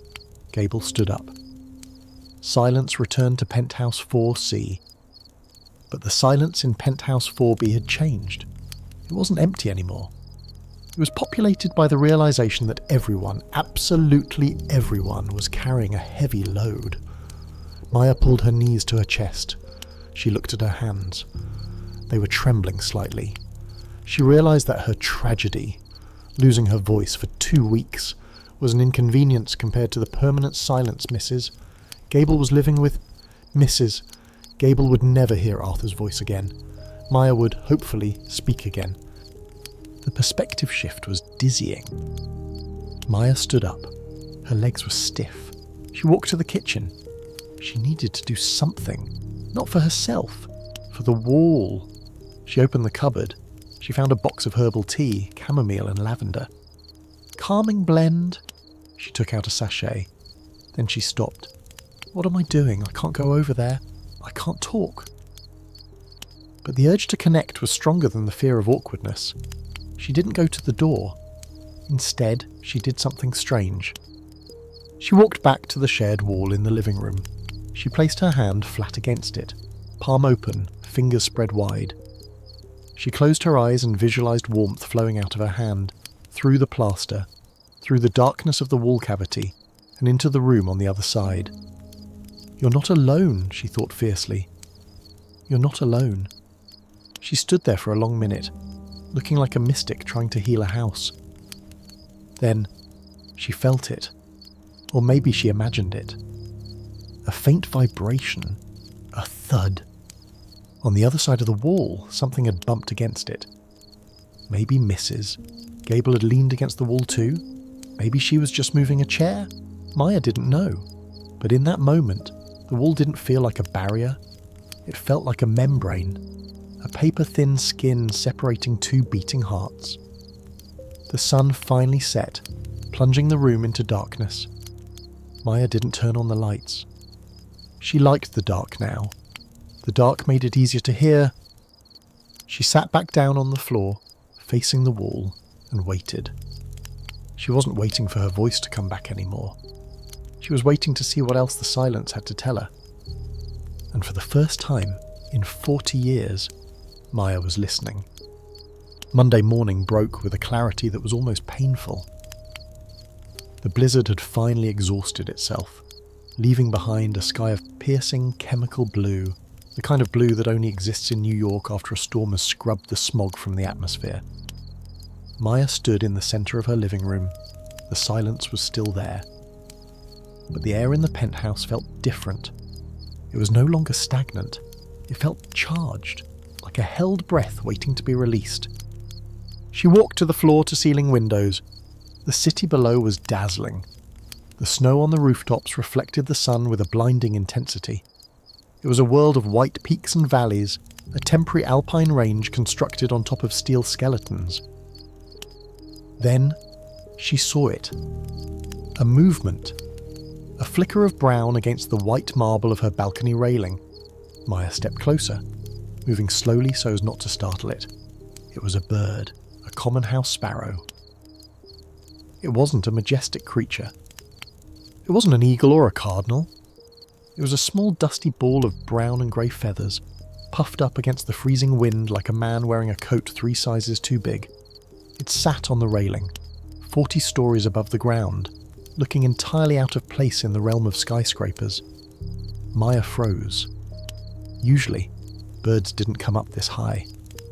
The wind currents between the buildings were too treacherous.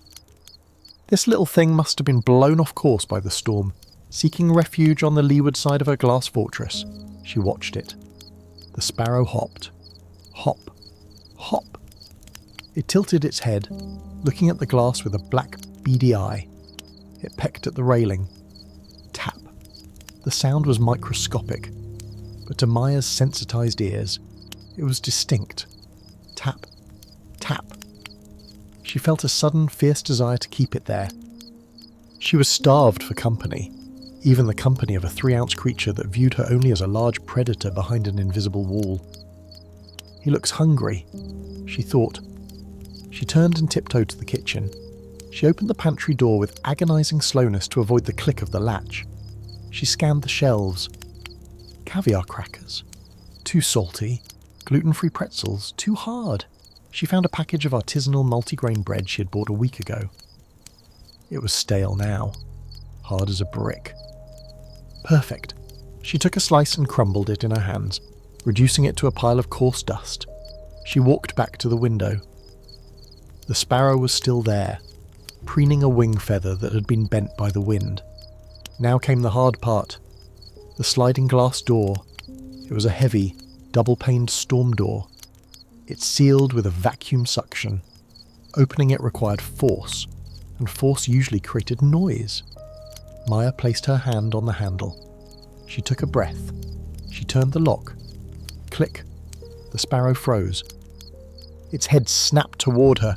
It tensed, legs bent, wings ready to deploy. "Don't fly away," Maya begged silently. "Please don't fly away." She pushed the door. It slid open on its greased track with a low, rolling rumble. A gust of freezing air rushed into the heated apartment. It cut through Maya's silk pajama top like a knife. It smelled of ozone and snow. The sparrow fluttered its wings, lifting an inch off the railing, but miraculously it didn't leave. It settled back down, eyeing the opening. Maya didn't step out. She knew that would be an act of aggression. Instead, she knelt on the floor, right at the threshold where the expensive hardwood met the cold balcony tile. She extended her hand slowly. She opened her palm, revealing the mound of breadcrumbs. She waited. The wind whipped her hair across her face. Her skin broke out in gooseflesh. The cold was biting, numbing her fingers. But she didn't move. She became a statue. For 5 minutes, nothing happened. The sparrow watched her. She watched the sparrow. It was a standoff. A negotiation of trust conducted without a single syllable. Maya realized how loud her body language usually was. She was always leaning in, gesturing, nodding, dominating the space. Now, she had to shrink. She had to make herself smaller than the bird. "I am not a threat," she broadcasted with her mind. "I am just a part of the landscape," the sparrow chirped, cheap. It was a sharp, interrogative sound. Then it hopped. Once, twice. It flew down from the railing and landed on the tiled floor of the balcony, 3 feet from her hand. Maya stopped breathing. The bird looked at the crumbs. It looked at Maya's face. It seemed to be calculating the risk-to-reward ratio. Then, with a sudden burst of courage, it fluttered forward. It landed on the tips of her fingers. The sensation was electric. The bird weighed almost nothing. It felt like holding a ghost, a tiny bundle of hollow bones and rapid heartbeat. Its claws were scratchy and cold against her skin. It pecked at the crumbs. Peck, peck, peck. It was fast, efficient, frantic. It ate with a desperate focus, scattering crumbs onto the floor. Maya watched it with wide eyes. Tears pricked at the corners of her vision, hot against the cold wind. Here was a creature that had no script. It had no brand strategy. It had no subscribers. It didn't worry about whether it was relevant. It didn't worry about silence or noise. It simply existed. It was hungry, so it ate. It was cold, so it puffed up its feathers. It trusted the day to provide. Maya remembered a verse from her childhood Sunday school, a verse she hadn't thought of in 30 years. "Look at the birds of the air. They do not sow or reap or store away in barns, and yet your heavenly Father feeds them." She had spent her whole life building barns. Barns of money, barns of reputation, barns of awards. She was exhausted from all the sowing and reaping. And here was this sparrow, alive and vibrant in the dead of winter, simply receiving what was offered. The bird finished the crumbs. It wiped its beak on Maya's thumb, a tiny, intimate gesture. Then, without a backward glance, without a thank you, without a contract renewal, it spread its wings. Flap, flap, whoosh. It took off, catching an updraft, and disappeared over the edge of the balcony, back into the vast blue canyon of the city. Maya was left kneeling in the open doorway, her hand still outstretched, holding nothing but empty space and a few specks of grain dust. The cold was seeping into her bones now. She shivered violently. She pulled her hand back and slid the heavy glass door shut. Thud, the silence returned. But it felt different again. Maya looked at her empty hand. She rubbed her thumb where the bird's beak had touched her. She felt lighter. For 10 minutes, she had been completely outside of herself. She hadn't thought about her throat. She hadn't thought about Ilara. She had just been a branch for a bird to land on. She realized that she didn't need to be the wind. She didn't need to be the storm. She could just be the branch. Still, solid, supporting. She stood up. The apartment looked messy. There was dust on the shelves. There were clothes on the floor from her panic attack on Saturday. The kitchen was still stained with the splatter from the broken blender. Suddenly, The mess bothered her. Not because it looked bad for guests, but because it felt disrespectful to the clarity of the morning. She wanted to clean, not the frantic, noisy cleaning of the vacuum cleaner. She wanted to clean slowly, deliberately. She walked to the utility closet and took out a broom and a dustpan. No noise, no machines. Just her hands and the wood. She began to sweep. Swish, swish, swish. The rhythm was gentle. It was the sound of putting things in order. And as she swept the dust of her old life into a pile, Maya smiled. It was a small, fragile smile, but it was the first one that hadn't been performed for a camera in a very long time. The sparrow had flown away, but it had left something behind. A lesson. You don't have to shout to be fed, the lesson whispered. You just have to be still enough to let the bread come to you. Maya swept the last crumb into the pan. Swish. The broom was only the beginning. Maya stood in the centre of her living room, holding the handle of the broom like a staff. The sparrow was gone, but the door it had opened inside her remained ajar. She looked around the penthouse. For 5 years, she had lived here, but she hadn't really inhabited it.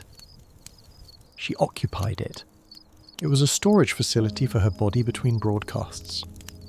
A cleaning service came twice a week, a team of faceless women in grey uniforms who swarmed the apartment while Maya was out, erasing every trace of life with industrial efficiency. But today, under the merciless clarity of the winter sun, Maya saw what the cleaners missed. She saw the grime in the corners that the vacuum couldn't reach. She saw the film of grease on the kitchen cabinets. She saw the grey, velvet ribbons of dust clinging to the tops of her awards on the bookshelf. Dust. It was everywhere. It floated in the shafts of sunlight like microscopic galaxies. It was the physical manifestation of entropy. It was the skin she had shed, the fabric fibres that had worn away, the exhaust of the city filtering in through the vents. My life is covered in dust, she thought, shiny on the outside, but covered in the debris of the past. She walked to the utility closet. She bypassed the vacuum cleaner, too loud. She reached for the old-school tools, a bucket, a stack of microfiber cloths, a bottle of wood polish that smelled of lemons and oil, a bottle of vinegar and water for the glass. She filled the bucket with hot water. Steam rose up, curling around her face. She rolled up the sleeves of her silk pyjamas. She tied her hair back with a rubber band. She began with the floor. She got down on her hands and knees. This was a posture of humility she hadn't adopted since never, even in church. She sat in the pews. She didn't kneel. Kneeling was for people who needed something. I need this, she realised. She dipped the cloth into the hot water, wrung it out, and pressed it against the hardwood. The heat penetrated the wood, releasing the scent of oak and old varnish. Rub, circle, lift. She started in the corner by the window.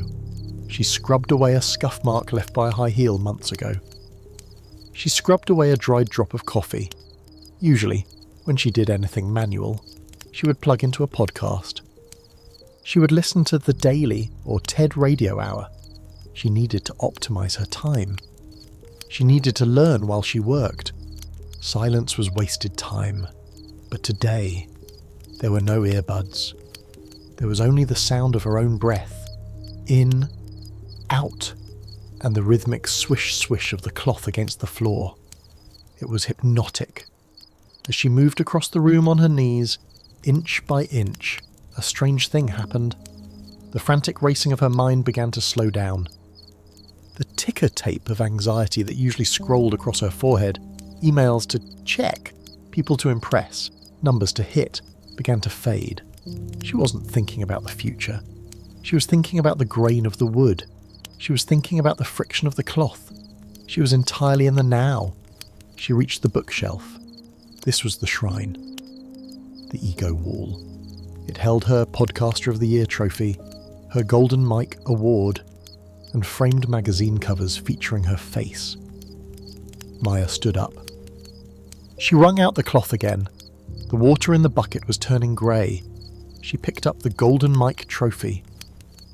It was heavy, gold-plated zinc. She wiped it down. The dust came away, leaving the gold gleaming. She looked at her reflection in the convex surface of the trophy. Her face was distorted, stretched wide like a funhouse mirror. "Does this matter?" she asked the silence. 2 days ago, this object was proof of her worth. Today, it was just a piece of metal that required maintenance. It was just another thing to clean. She placed it back on the shelf, but she pushed it slightly to the back. She continued dusting the books. The tipping point? Quiet. The 4-hour work week. Books about efficiency. Books about noise. She wiped them all. She honoured them, but she felt detached from them. They were maps for a territory she was no longer sure she wanted to conquer. By noon, the living room was finished. The air smelled of lemon and vinegar. It felt lighter, thinner, as if the room had lost 10 pounds of weight. Maya sat back on her heels, wiping sweat from her forehead with the back of her hand. Her throat throbbed slightly, a dull reminder, but she wasn't coughing. She realised she was alone. Completely alone. But for the first time in 3 days, she didn't feel lonely. She sat with that feeling, turning it over in her mind like a polished stone. What was the difference? Loneliness, she thought, is the poverty of self. It is being alone and feeling like you're missing something. Solitude, she realised, looking at the clean floor, is the richness of self. It is being alone and feeling like you're enough. When she was loud, she was lonely. She needed the audience to complete her. She needed the applause to tell her she existed.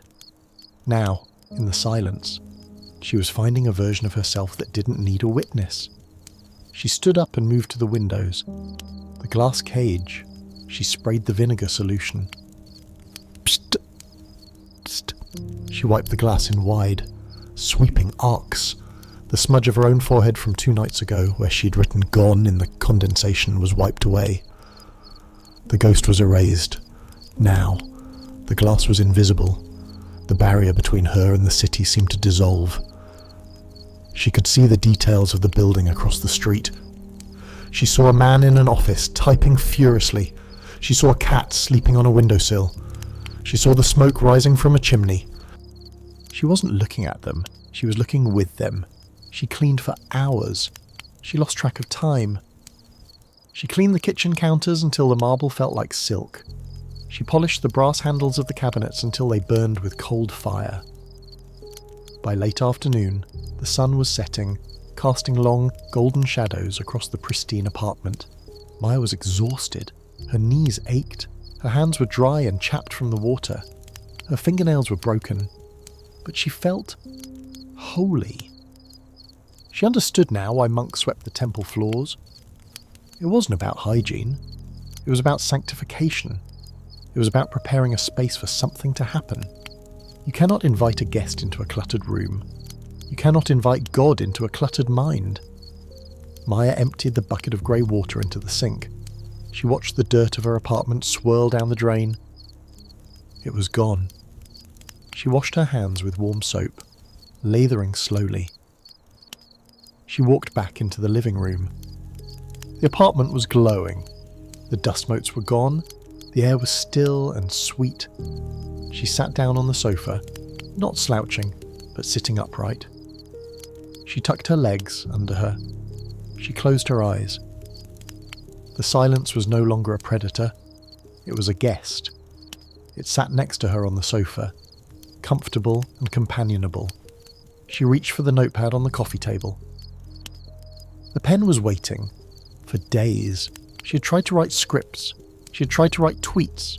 She had tried to write defences. Now, in the clean room, with a clean mind, she felt a different kind of sentence forming. She picked up the pen. She didn't write a speech. She didn't write a broadcast. She wrote a date, December 14th, and then she wrote a name. Not Ilara's, not Sloane's. She wrote, "Dear Dad."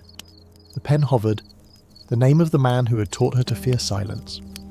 the man she hadn't spoken to in 10 years. The dust was gone from the shelves. Now, it was time to clear the dust from her heart. She began to write. Night had fallen over Manhattan, transforming the view from the penthouse into a grid of glittering electric jewels. But inside, the only light came from a single brass desk lamp casting a warm, amber pool of illumination over the coffee table. Maya sat on the floor, wrapped in a thick cable-knit blanket. The clean smell of lemon polish still lingered in the air, mixing with the scent of the chamomile tea steaming in a mug beside her. In front of her lay a stack of cream-coloured stationery, heavy, textured paper that she'd bought in Paris years ago and never used. In her hand was a fountain pen, its nib resting on the fibres of the first page. "Dear Dad," she had written. The ink was black, permanent. For 10 years, Maya had spoken millions of words. She had interviewed celebrities, politicians, and gurus. She had analysed trends and dissected cultures. But she'd never found the words for this. Her hand trembled. The phantom limb in her throat, the itch to speak, was gone. In its place was a different kind of pressure, the weight of unsaid things. She began to write. "I'm sitting in a room that costs more than the house we grew up in. It is silent here, and for the first time, I'm not trying to fill the silence with noise." The pen scratched against the paper. Scritch, scratch. It was a primitive sound, visceral and tactile. Unlike typing on a keyboard, where every letter felt the same, writing by hand required effort. It required her to carve the words out of the ink. "I used to hate you for the quiet," she wrote. "When you stopped talking at the dinner table, I felt like I was disappearing, so I made a vow to never be quiet. I turned my voice into a shield. I turned my voice into a weapon. I shouted at the world so I wouldn't have to hear the echo of your slammed door." She paused.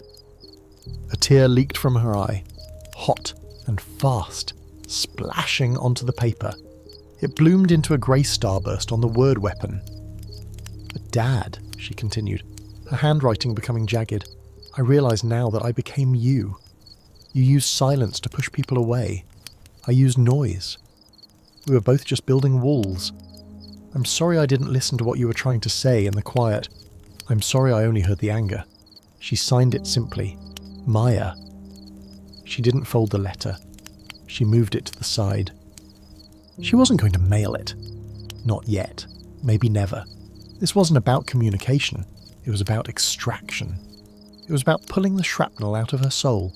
She took a sip of tea. It was lukewarm. She didn't care. She pulled a fresh sheet of paper. Who else? The list of names rose up in her mind like ghosts in a graveyard. The people she'd run over on her way to the top. The people she'd dismissed with a witty comeback or a sharp critique. She wrote, "Dear Sarah." Sarah. Her first assistant. The girl with the frizzy hair and the anxious eyes who had worshipped Maya. "I remember the day I fired you," Maya wrote.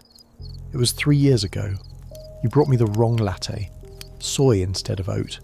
It was a mistake. A small human mistake."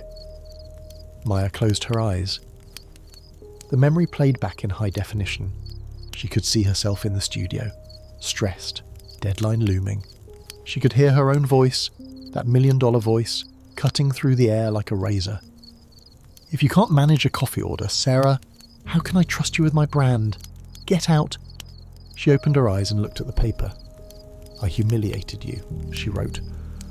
"Not because of the coffee, but because I was terrified of losing control. I treated you like a glitch in my software. But you were a person. You were kind. You were trying. And I used my voice to make you feel small so I could feel big. I am sorry." She wrote the words "I am sorry" over and over again on the bottom of the page. "I'm sorry. I'm sorry. I'm sorry." Each time she wrote it, the knot in her chest loosened a fraction. She realised something terrifying. Her voice had been her superpower. Yes. But it had also been her tool of destruction. Because she was so good at talking, she could rationalise anything. She could spin any situation to make herself the victim or the hero. But on paper, in the quiet of the night, There was no spin. There was only the ink and the truth. She wrote to Marcus, the director she had screamed at. She wrote to an ex-boyfriend she had talked over until he simply stopped trying to speak. And then she pulled the final sheet of paper. She hesitated. This one was the hardest. Dear Alara. Her hand cramped. The name looked ugly on the page. The girl who was currently stealing her throne. The girl who'd mocked her silence. Maya wanted to write, "You are a fraud." She wanted to write, "You will fail." But looking at the clean, cream-coloured paper, those words felt heavy. They felt like sludge. She took a deep breath. She looked out at the city. The Empire State Building was lit up in white, steadfast, unchanging. Maya looked back at the page. "I watched you last night," she wrote. "I saw your anger. I saw your energy. And I saw myself. I know why you scream, Alara. You scream because you're afraid that if you stop, nobody will look at you. You think the noise is your power. I thought so too. I am not mad at you," she continued, just the pen flowing smoother now. "I'm worried for you, because I know where this road ends. It ends in a glass room, with a throat full of blood, writing letters to ghosts.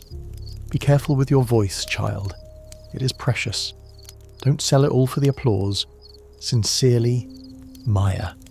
She put the pen down. Her fingers were stained with black ink. Her wrist ached.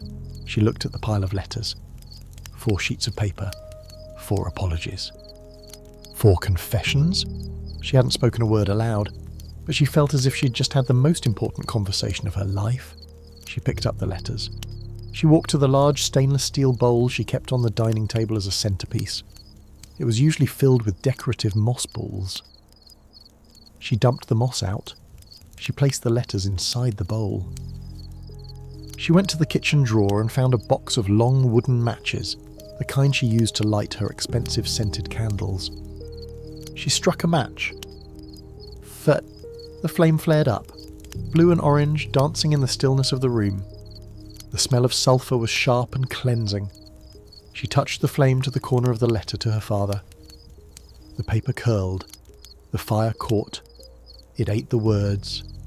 It ate the anger. It ate the, "I am sorry." Maya watched as the flame consumed the stack. The fire turned the heavy cream paper into fragile grey ash. Smoke rose up in a thin, spiralling column, carrying the words away into the ventilation system, up into the night sky of Manhattan. She wasn't sending these letters. They weren't for the recipients. They were for her. She was burning the debt. As the last flame flickered and died, leaving only a pile of cooling ash in the bowl, Maya felt a profound exhaustion settle over her. But it wasn't the jagged, caffeine-fueled exhaustion of a workday. It was the soft, heavy exhaustion of a fever breaking. She walked to the window one last time. She touched her throat. It still hurt, but the quality of the pain had changed. It felt like a healing wound now, not a festering one. "I've cleared the dust," she thought. "I've burned the trash. Now, there is room." She turned off the brass lamp. The room plunged into darkness. But Maya wasn't afraid of the dark anymore. She wrapped the blanket tighter around her shoulders and walked to her bedroom. Tonight, she wouldn't need the white noise machine. Tonight, she wouldn't need the pills.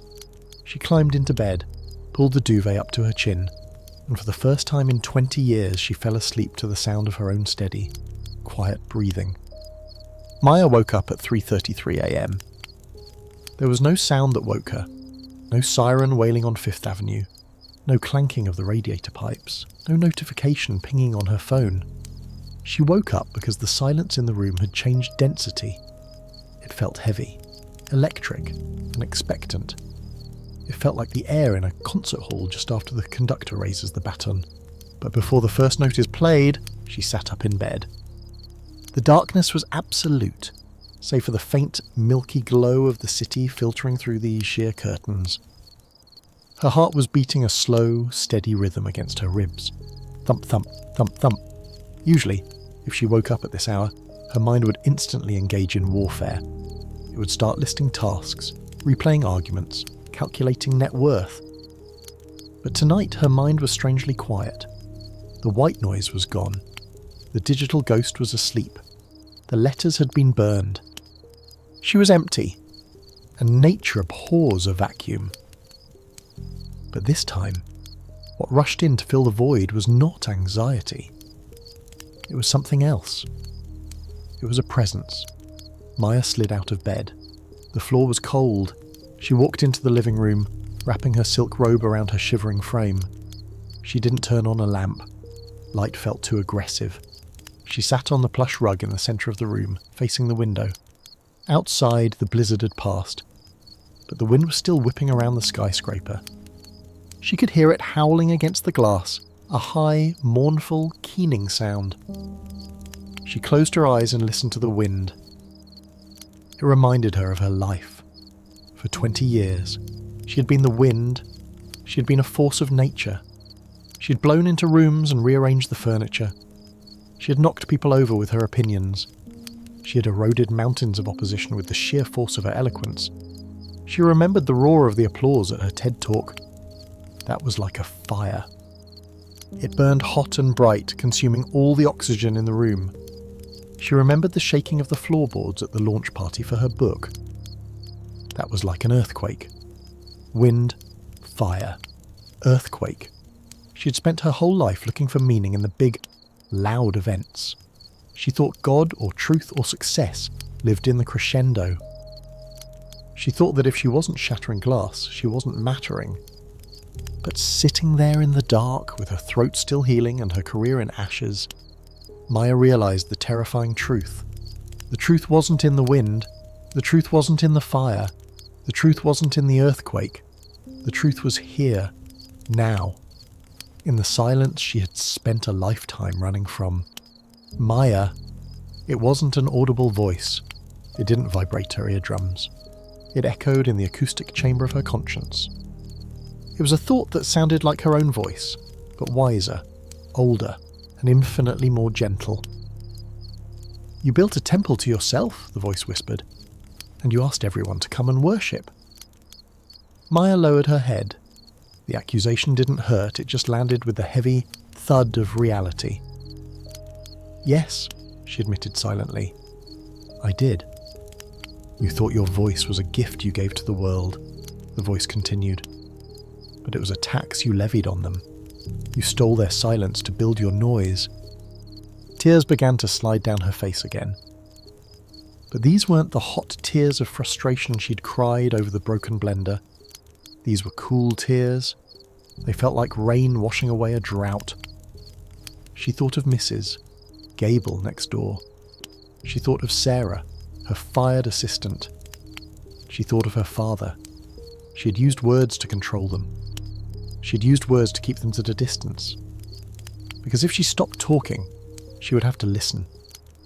And if she listened, she might hear that they were hurting. And if they were hurting, she might have to stop being the star and start being a servant.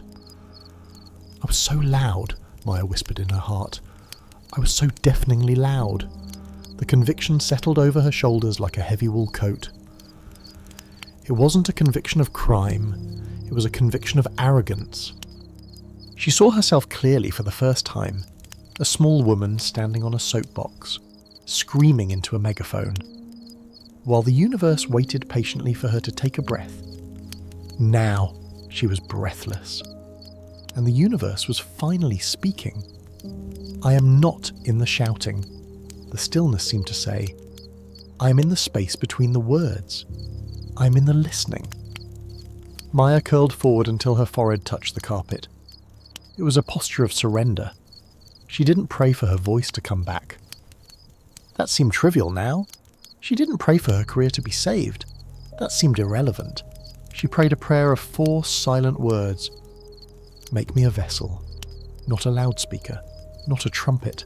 A vessel. A vessel is empty. A vessel receives. A vessel holds space for others." She stayed there on the floor for a long time. The wind outside began to die down.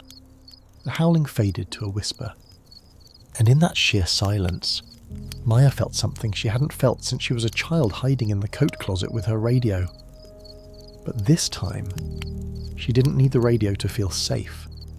She felt held. She felt that underneath the noise, underneath the ego, underneath the mistakes, there was a foundation that could not be shaken. You are loved, the stillness whispered, not for what you say, but for who you are. It was the most radical idea she had ever encountered. The first grey light of dawn began to bleed into the sky over Queens. It turned the glass of her windows into sheets of pearl. Maya sat up. Her knees were stiff. Her eyes were swollen, but her chest felt light. The crushing weight of the sentence was gone. She was still silent. She still couldn't speak, but it no longer felt like a prison sentence. It felt like a Sabbath. She walked to the window and placed her hand on the glass. Down below, a single street sweeper truck was moving slowly down the avenue, its yellow lights flashing in the pre-dawn gloom. Swish, swish. Maya watched it with affection. Quiet work, she thought. Faithful work. She turned back to the room. It was time to start the day, not as the queen of noise, but as a student of the quiet. She walked to the kitchen to make tea. The kettle began to heat up. Hiss. Maya smiled. Even the water knew how to whisper before it boiled. She poured the water. She watched the steam rise. And for the first time, she didn't rush to drink it. She just held the warm cup in her hands and waited for the sun. Tuesday afternoon. The sky was a flat slate grey, threatening more snow, but inside Maya's kitchen, the air was warm and smelled of burned sugar and vanilla. Maya stood over a baking sheet, frowning. She was not a baker. In her previous life, cooking meant reheating a meal prep container or plating takeout on fine china. Her oven was pristine, used mostly for storing extra serving platters. But today, driven by a strange newfound instinct to create something with her hands, she had attempted shortbread. The results were mixed. The edges were a little too brown. The shapes cut with the rim of a water glass because she didn't own cookie cutters were irregular circles. They looked rustic. They looked human. She arranged 5 of the best cookies on a white ceramic plate. She hesitated. "Is this ridiculous?" the old critic whispered. "You are Maya. You don't bake cookies for neighbours. You send gift baskets from Dean and DeLuca." But the new Maya, the silent vessel, ignored the voice. A gift basket was a transaction. These scorched cookies were an offering. They cost her time, effort, and a small burn on her thumb. She walked to the writing desk and picked up a small card. She picked up her pen. She needed to explain without speaking. She needed to bridge the gap without words. She wrote, "I made these. They are not perfect, but they are warm. I've lost my voice for a while, so I cannot say hello properly. But I wanted you to have them. Maya, 4B. She looked at the note. It was simple, vulnerable. She took a deep breath. Smoothing her cashmere sweater, she picked up the plate. The walk from her living room to the front door felt like miles. Her heart was hammering against her ribs. Why was this so terrifying? She had spoken to stadiums of people. Why was walking 10 feet to a neighbour's door making her hands shake? Because on stage, she was a performance. Here, she was just a person. And people can be rejected. She opened her front door. Click. The hallway was silent and sterile. The carpet was a tasteful, muted grey. The sconces on the walls cast jagged shadows. It was a no man's land between their two worlds. Maya walked to the door of 4C. It was identical to hers. Heavy, mahogany, impenetrable. She stood there for the long moment, staring at the brass number. She remembered the sobbing she had heard through the wall 2 nights ago. She remembered the raw, naked grief of Mrs. Gable calling for Arthur. "Do not intrude," fear whispered. "Connect. the conviction whispered back. Maya raised her free hand and knocked. Rap, rap, rap. The sound echoed in the quiet hallway. She waited. Silence. She knocked again, softer this time. She heard the faint sound of footsteps on the other side. Slow. Shuffling. The sound of a deadbolt sliding back. The rattle of a chain. The door opened a crack. An eye peered out. It was blue, watery, and surrounded by a web of fine wrinkles. Yes? A voice asked. It was the same voice from the wall, thin and fragile. Maya stepped back slightly to show she wasn't a threat. She held up the plate of cookies. She offered a small, tentative smile. The door opened wider. Mrs. Gable stood there. She was wearing a faded, floral housecoat that looked a size too big, as if she'd shrunk inside it. Her silver hair, usually perfect in the elevator, was loose and slightly messy. She looked like a woman who was trying to disappear. She looked at Maya. Then she looked at the plate. Confusion clouded her face. "Miss Maya?" she asked, uncertainly. "From next door?" Maya nodded. She couldn't say yes. She couldn't launch into a charming explanation. She just nodded and extended the plate. "Mrs. Gable hesitated. She looked at the cookies, then back at Maya's face. She seemed to be trying to decode the situation. Why was the famous, busy, important woman from 4B standing at her door with a plate of homemade sweets in the middle of a Tuesday? Maya quickly held out the note. "Mrs." Gable took the card. She adjusted her reading glasses, which hung on a chain around her neck. She read it slowly. Maya watched her face. She saw the confusion soften. She saw the lines around Mrs. Gable's mouth relax. When Mrs. Gable looked up, her eyes were wet. "Oh," she whispered. "Oh, my dear." She opened the door fully. "You lost your voice?" Maya nodded again, touching her throat lightly. "And you made these?" Mrs. Gable looked at the slightly burnt cookies as if they were gold doubloons. Maya shrugged. A gesture that said, "I tried." "Arthur loved shortbread," Mrs. Gable said, her voice catching on the name. "He used to dip them in his tea. I haven't bought them since he passed." A silence stretched between them and the hallway.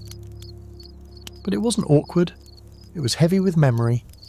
"Thank you," Mrs. Gable said. She took the plate. Her hands were spotted with age and shook slightly.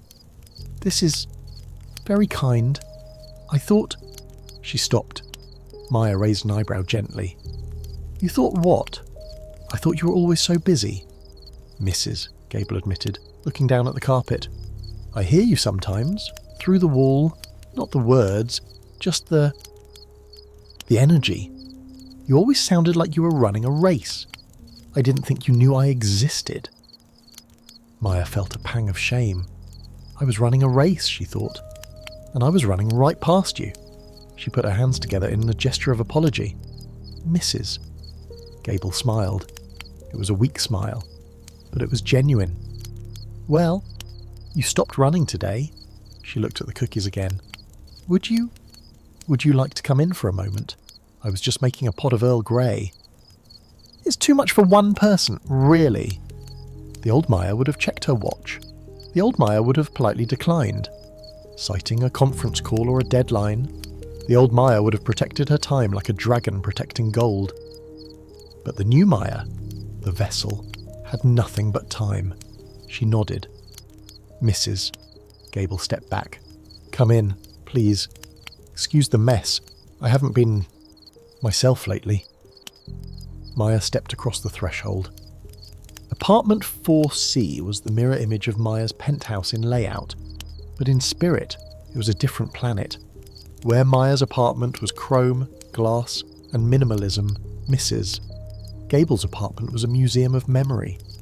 The walls were covered in framed photographs, black and white weddings, colour photos of children on beaches, portraits of a smiling man with a moustache, Arthur. There were doilies on the tables. There were stacks of books. There were ceramic figurines. The air smelled of lavender and old paper. It was cluttered, yes, but it felt warm. It felt lived in. Maya walked into the living room. She felt large and clumsy in this delicate space. "Sit anywhere, Mrs.," Gable said, heading to the kitchen. "I'll get another cup." Maya sat on a floral armchair. It was soft and sank under her weight. She looked at the coffee table. There was a half-finished crossword puzzle and a pair of reading glasses. And right in the centre, a small urn, Mrs. Gable returned with the tray, 2 cups of tea and the plate of Maya's cookies. She sat on the sofa opposite Maya. "I haven't had a visitor in 3 weeks, Mrs., Gable said, pouring the tea. The china clinked softly. "People stop coming by after a while, you know. Grief makes people uncomfortable. They don't know what to say." She handed Maya a cup. "But you, Mrs." Gable looked at Maya's throat. "You can't say anything, so I suppose I don't have to worry about you saying the wrong thing." Maya smiled. It was true. Silence was a safe harbour for the grieving. There were no platitudes. No, "it will get better." No, "he's in a better place." Just presence. Mrs. Gable took a cookie. She bit into it. She closed her eyes. "It's a little burnt." She chuckled softly. Maya laughed. A silent, breathless exhalation. She covered her mouth. "But it tastes like effort." "Mrs.," Gable said. "That's the best flavour." She looked at the urn on the table, then back at Maya. "I was crying the other night." "Mrs.," Gable said suddenly. "I think you might have heard me. The walls, they aren't as thick as they say." Maya froze. She nodded slowly. She wanted to convey, "I heard you, and I didn't judge you." "I was so embarrassed the next morning." "Mrs.," Gable said, tracing the rim of her teacup. "I thought, that fancy lady next door probably thinks I'm a crazy old bat." Maya shook her head vigorously. "No." She reached into her pocket. She had brought a small notepad and pen, her new voice. She wrote quickly, "I didn't think you were crazy. I thought you sounded lonely. And I realised I was lonely too." She slid the paper across the coffee table. "Mrs." Gable read it. She looked at Maya with a piercing gaze. "You? Lonely?" "Mrs." Gable gestured vaguely toward the wall separating their apartments. "But you have millions of people listening to you. I see you on the television in the elevator." Maya wrote, "They listen to the noise. They don't know the person." "Mrs."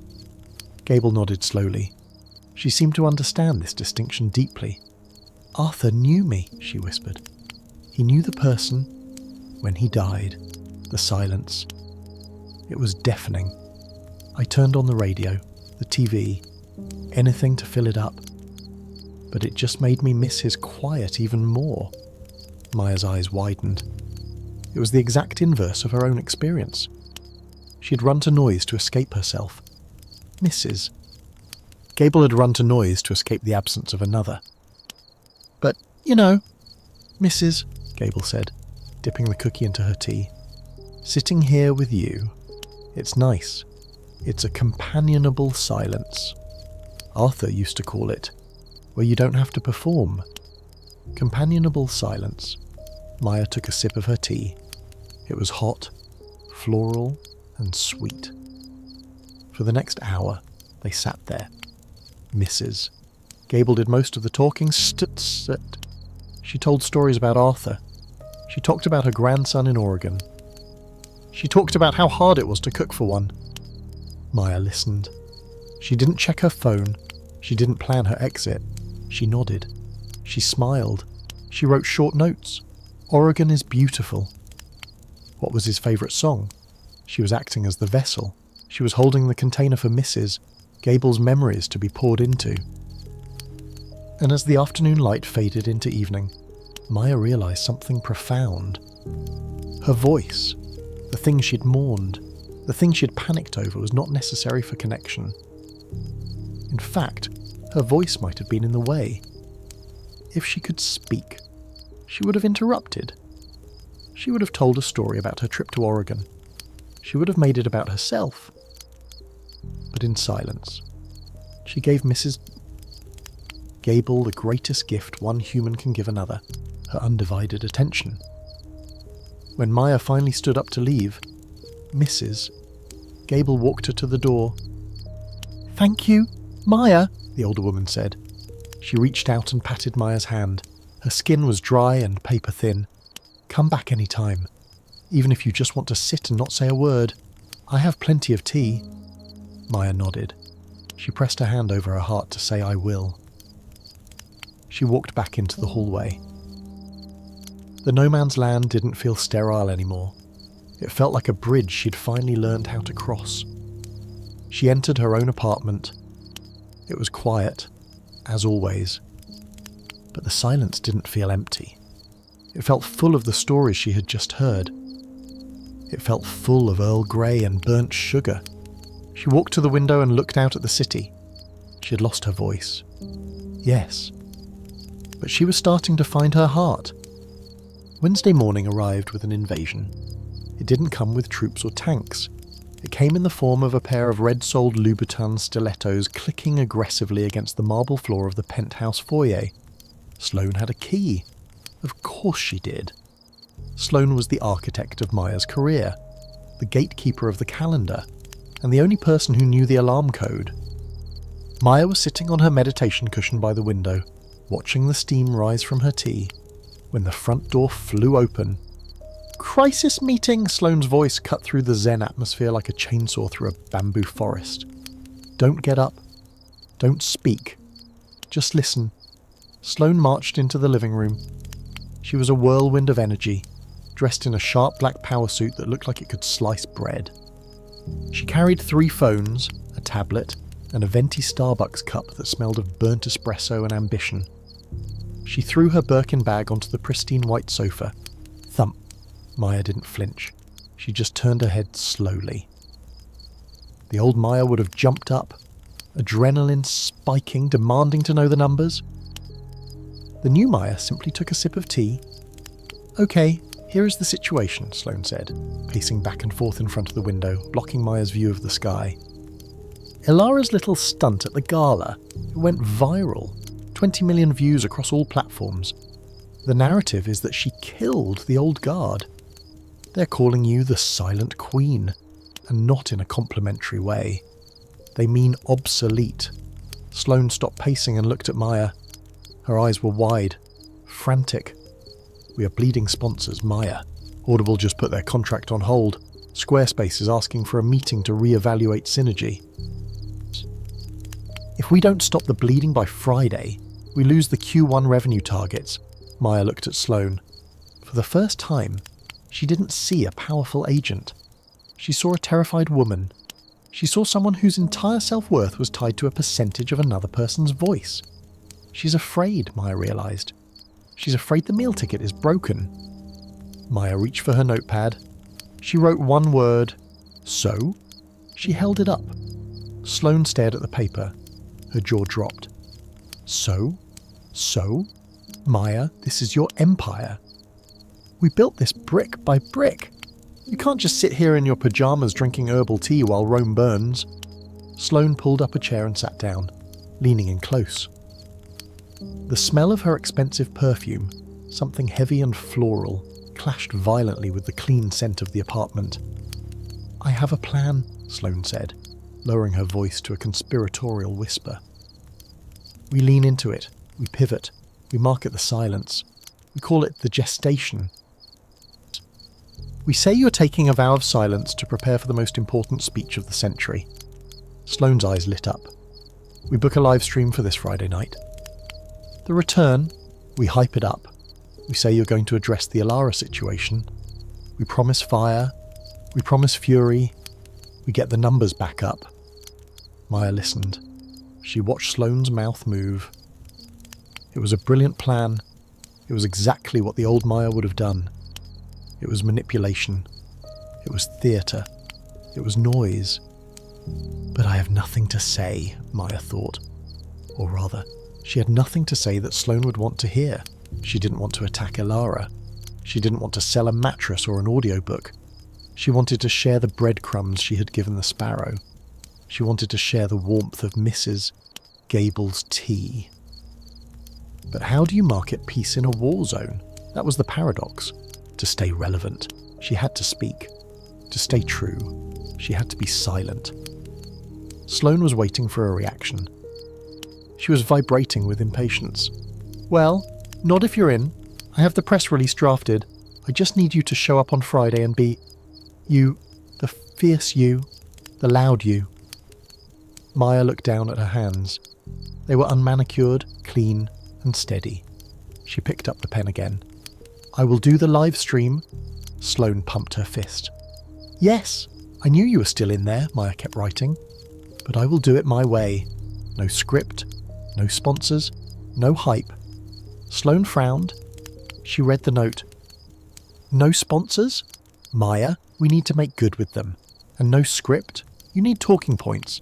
You need to crush Ilara." Maya shook her head. She looked Sloane in the eye with a gaze so calm, so anchored, that Sloane actually stopped talking. Maya wrote, "Trust me. Set it up. Friday night. Just me and the camera." Sloane bit her lip. She looked at the notepad, then at Maya, then at the silent apartment. She seemed to realise that the power dynamic had shifted. The frantic energy of the agent was bouncing off the stillness of the client. "Fine," Sloane sighed, standing up and smoothing her skirt. "Friday, 8 p.m. I'll get the tech crew here to set up the lighting and the..." Maya raised a hand. "Stop," she wrote. "No crew, just the webcam. I will handle it." "A webcam?" Sloane looked horrified. "Like an amateur? Like Ilara?" Maya smiled, a small, mysterious smile. "Like a human?" Sloane threw her hands up. "Okay, fine. It's your funeral. Or your resurrection. I honestly can't tell which anymore." She grabbed her bag. "I'll announce it. Maya speaks. Friday at 8. Sloane marched to the door. The click-clack of her heels was just as aggressive leaving as it was entering. "Get some rest," Sloane called out over her shoulder. "And for God's sake, put on some makeup before Friday. You look washed out." The door slammed. Bang. The silence rushed back in to fill the vacuum Sloane had left. Maya sat there, listening to the echo of the slam fade away. She picked up her tea. It was cold now. She thought about the paradox. The world wanted her to be loud to prove she was powerful. But she had discovered that true power lay in the ability to contain oneself. She looked at the date on her phone. Wednesday. 2 days until Friday. 2 days to prepare. Not a speech, but a presence. She wasn't going to give them the thunder Marcus had asked for. She wasn't going to give them the raw noise Ilara preached. She was going to give them the one thing nobody on the internet seemed to have anymore. She was going to give them the silence. She stood up and walked to the studio. She hadn't been inside since the night the sparrow came. It looked different now. The expensive equipment, the foam panels, the on-air sign, it all looked like toys from a childhood she had outgrown. She sat in the chair. She looked at the black lens of the webcam. "Can you hold the attention of the world without saying a word?" she asked herself. It was a terrifying question. It went against every rule of broadcasting. Dead air is death. But Maya remembered the sparrow. The sparrow didn't sing for her. It just sat there, and in its stillness, it had connected with her more deeply than 1,000 speeches. She reached out and touched the cold glass of the lens. Let's find out, she thought.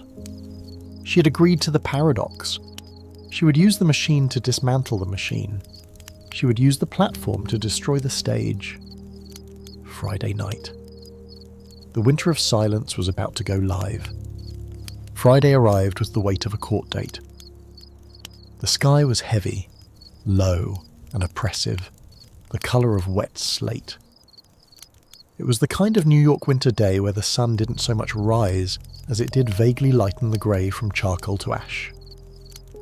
Inside penthouse 4B, the atmosphere was surgical. Maya spent the morning pacing. Not the frantic, high-heeled pacing of a caged tiger, but the slow, deliberate walking of a monk measuring a cloister. Her phone, which she had left on the kitchen island, was vibrating incessantly. It buzzed against the marble like an angry hornet trapped in a jar. Sloane was texting. The tech team was texting. The notifications from Twitter were stacking up in the thousands. Maya speaks tonight. The return of the Queen. Will she apologise? Will she attack? Tune in at 8. Maya didn't touch the phone. She didn't want the hornet's venom in her system. She walked into the studio.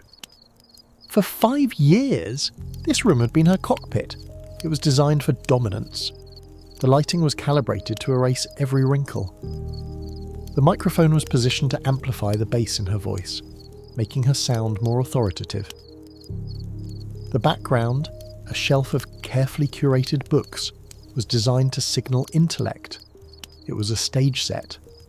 And tonight, Maya was going to strike the set. She started with the lights.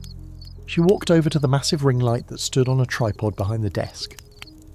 It was an artificial sun, blinding and flattering. She unplugged it. She folded the tripod legs and leaned it against the wall in the corner. Next, the background. She looked at the bookshelf behind her chair. It was too perfect.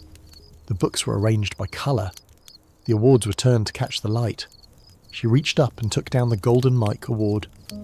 She placed it in a drawer. She took down the framed magazine cover of herself. Into the drawer. She wanted the background to be neutral, empty. She wanted the focus to be on the human, not the resume. Finally, the chair. Her ergonomic, leather executive chair looked like a throne. It was high-backed, imposing, designed to make her look taller. Maya pushed it aside. She went to the dining room and dragged in a simple wooden stool. It was hard. It was humble. It forced her to sit upright using her own spine. Not a support system. She placed the stool in front of the desk. She sat down. She looked at the monitor. The webcam frame now showed a woman sitting on a stool in a dimly lit room, with mostly empty shelves behind her. It looked honest. It looked like a confessional booth. Now, she needed a script. Sloane had emailed her a suggested outline earlier that morning. Maya hadn't even opened the attachment. She knew what it would say. Step 1, joke about the silence. Step 2, pivot to strength. Step 3, tease the new project. Maya reached into her bag. She'd gone to the art supply store yesterday wearing a scarf over her face and sunglasses. She had bought a pack of thick white cardstock and a set of black permanent markers. She laid the cardstock out on the desk.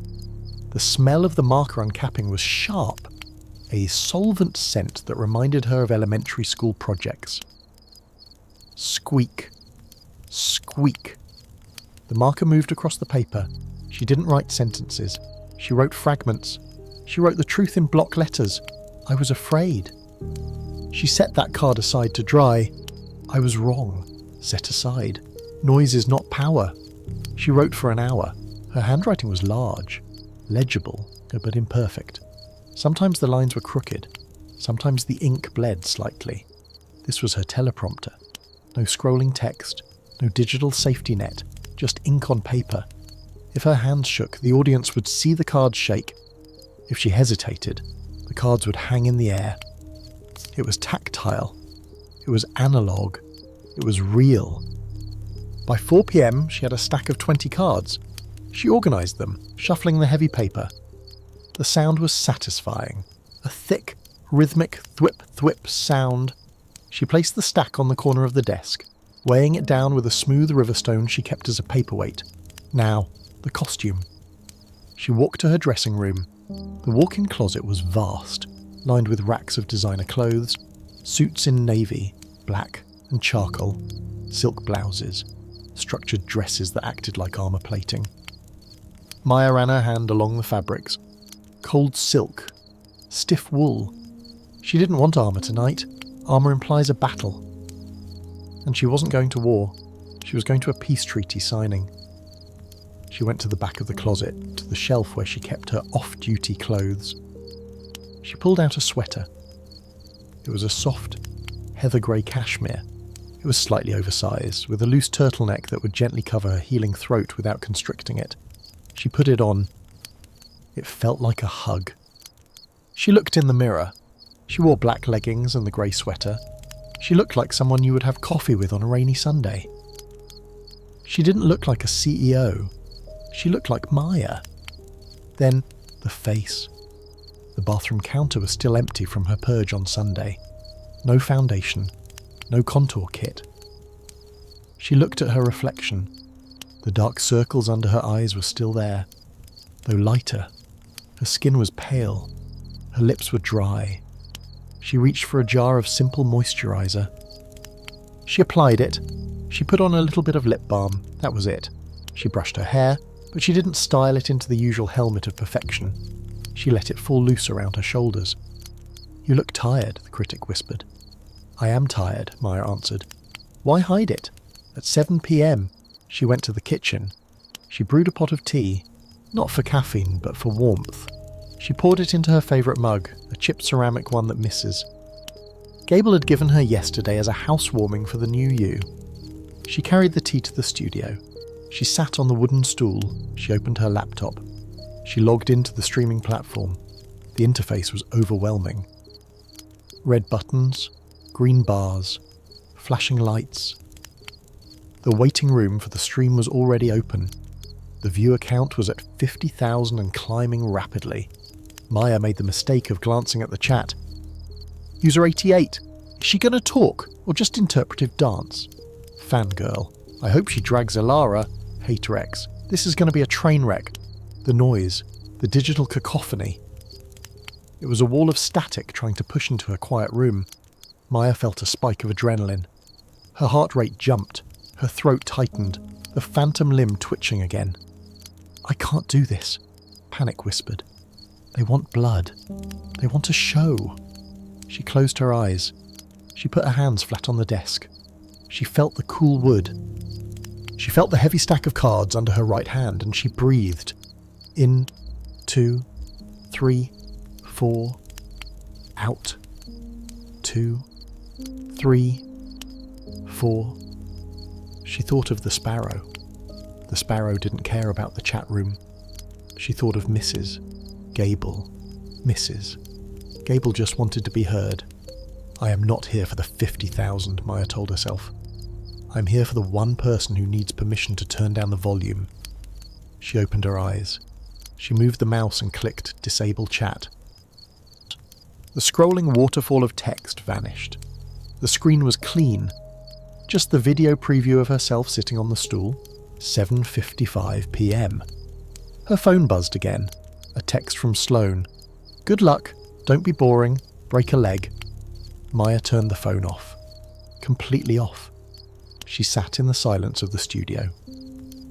The only light came from the glow of the laptop screen and a small desk lamp she had placed on the floor to give a warm, upward glow. It was intimate. It felt like a campfire. 7:58 p.m. The viewer count hit 200,000. Maya took a sip of tea.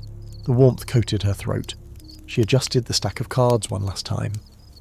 She looked directly into the black lens of the webcam. She didn't practice a smile.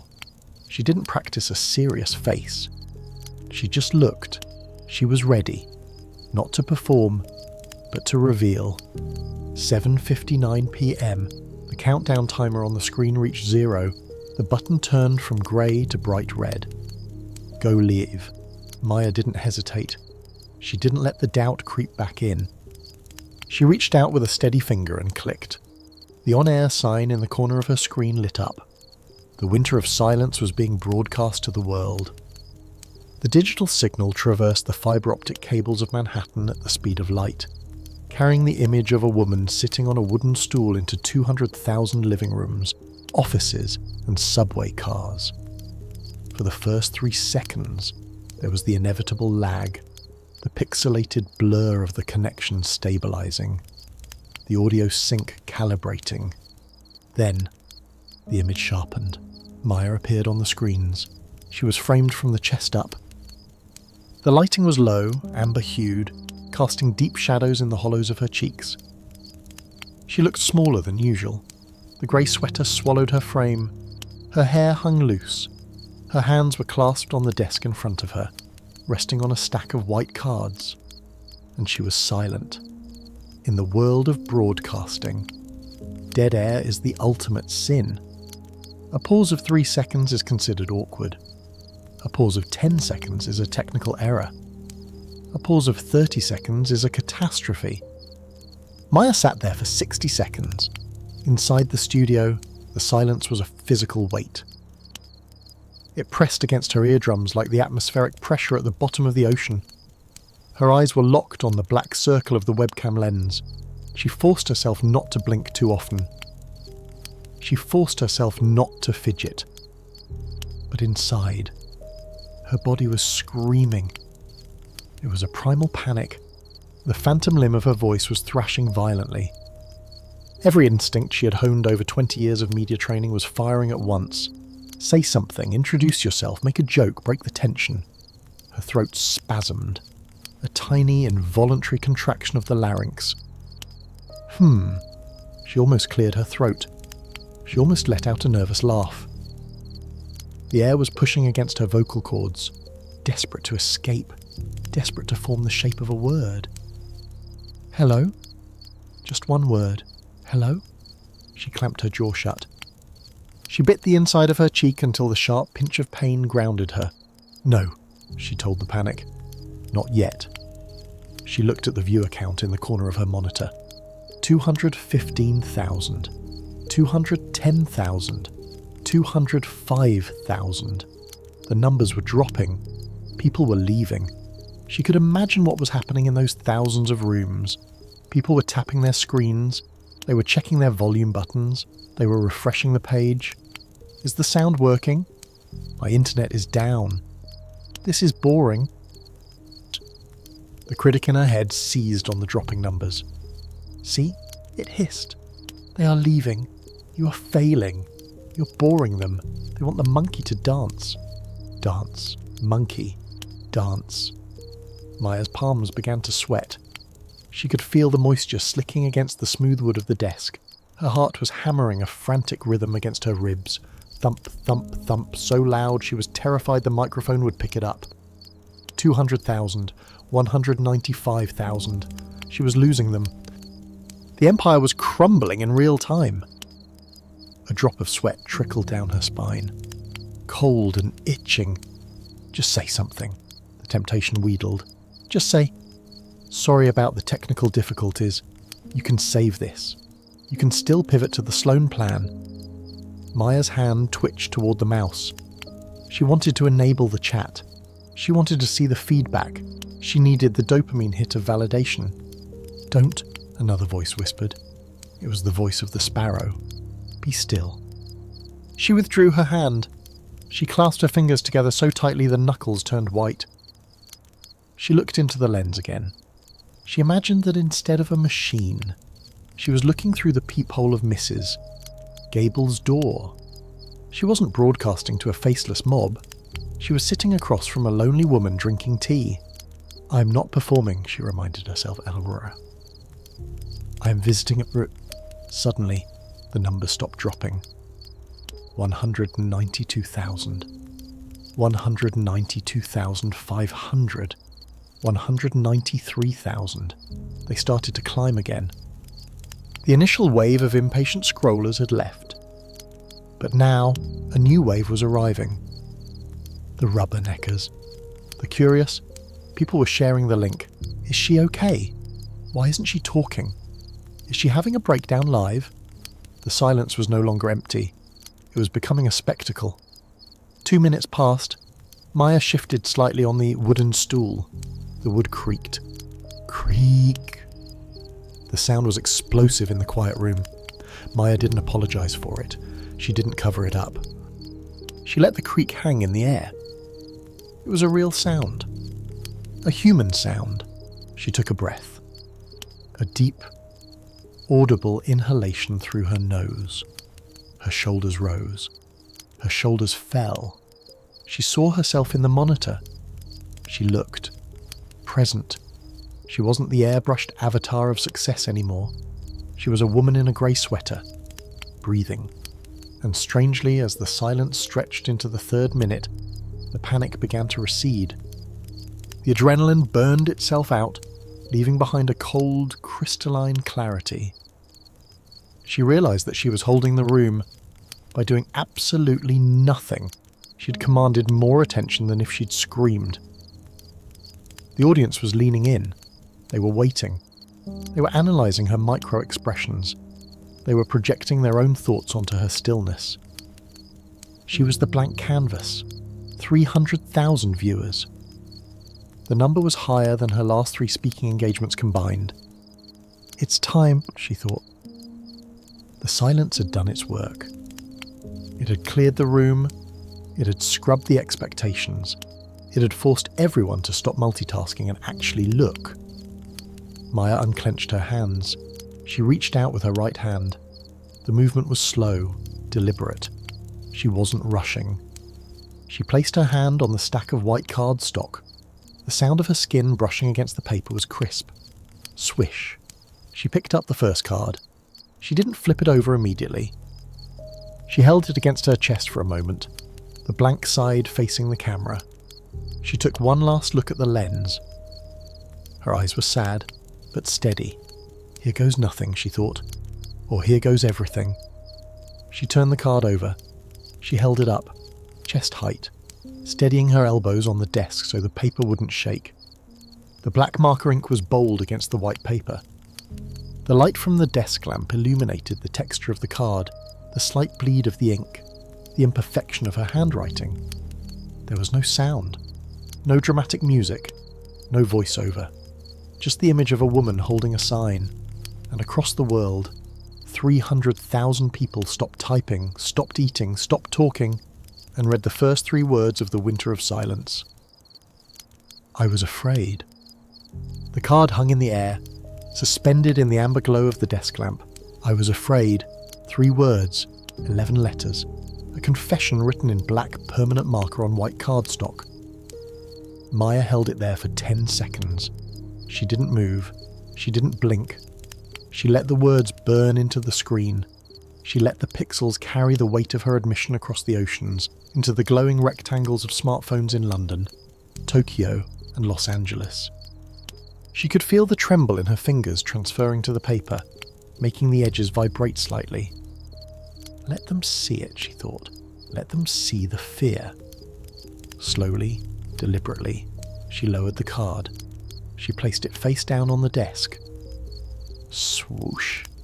The sound of the paper slicing through the air was soft, like a breath. Thump. The sound of it hitting the wood was final. She reached for the next card. Her movements were ritualistic. Reach, lift, turn, hold. I thought noise was power. She looked into the lens. Her eyes were pleading now. She wanted them to understand the trap she had built for herself. She wanted them to see the exhausted woman behind the golden mic trophy. She imagined Alara watching this. She imagined Sloane watching this from a bar in Midtown, gripping a martini glass, her knuckles white. Drop. Next card. I was wrong. Simple. Brutal. In the silence of the studio, Maya found a rhythm. It was a slow, hypnotic cadence. Lift. Read. Drop. It was the rhythm of a heartbeat. It was the rhythm of waves hitting a shore. She wasn't broadcasting a show anymore. She was stripping. Layer by layer, card by card, she was peeling off the armour she'd worn for 20 years, and I screamed. She held this one longer. She tilted her head slightly, acknowledging the truth of it. Because I didn't want to be alone. A tear escaped. Just one. It rolled down her cheek, catching the light like a small diamond, and vanished into the wool of her grey sweater. She didn't wipe it away. The old Maya would have called cut. The old Maya would have fixed her makeup.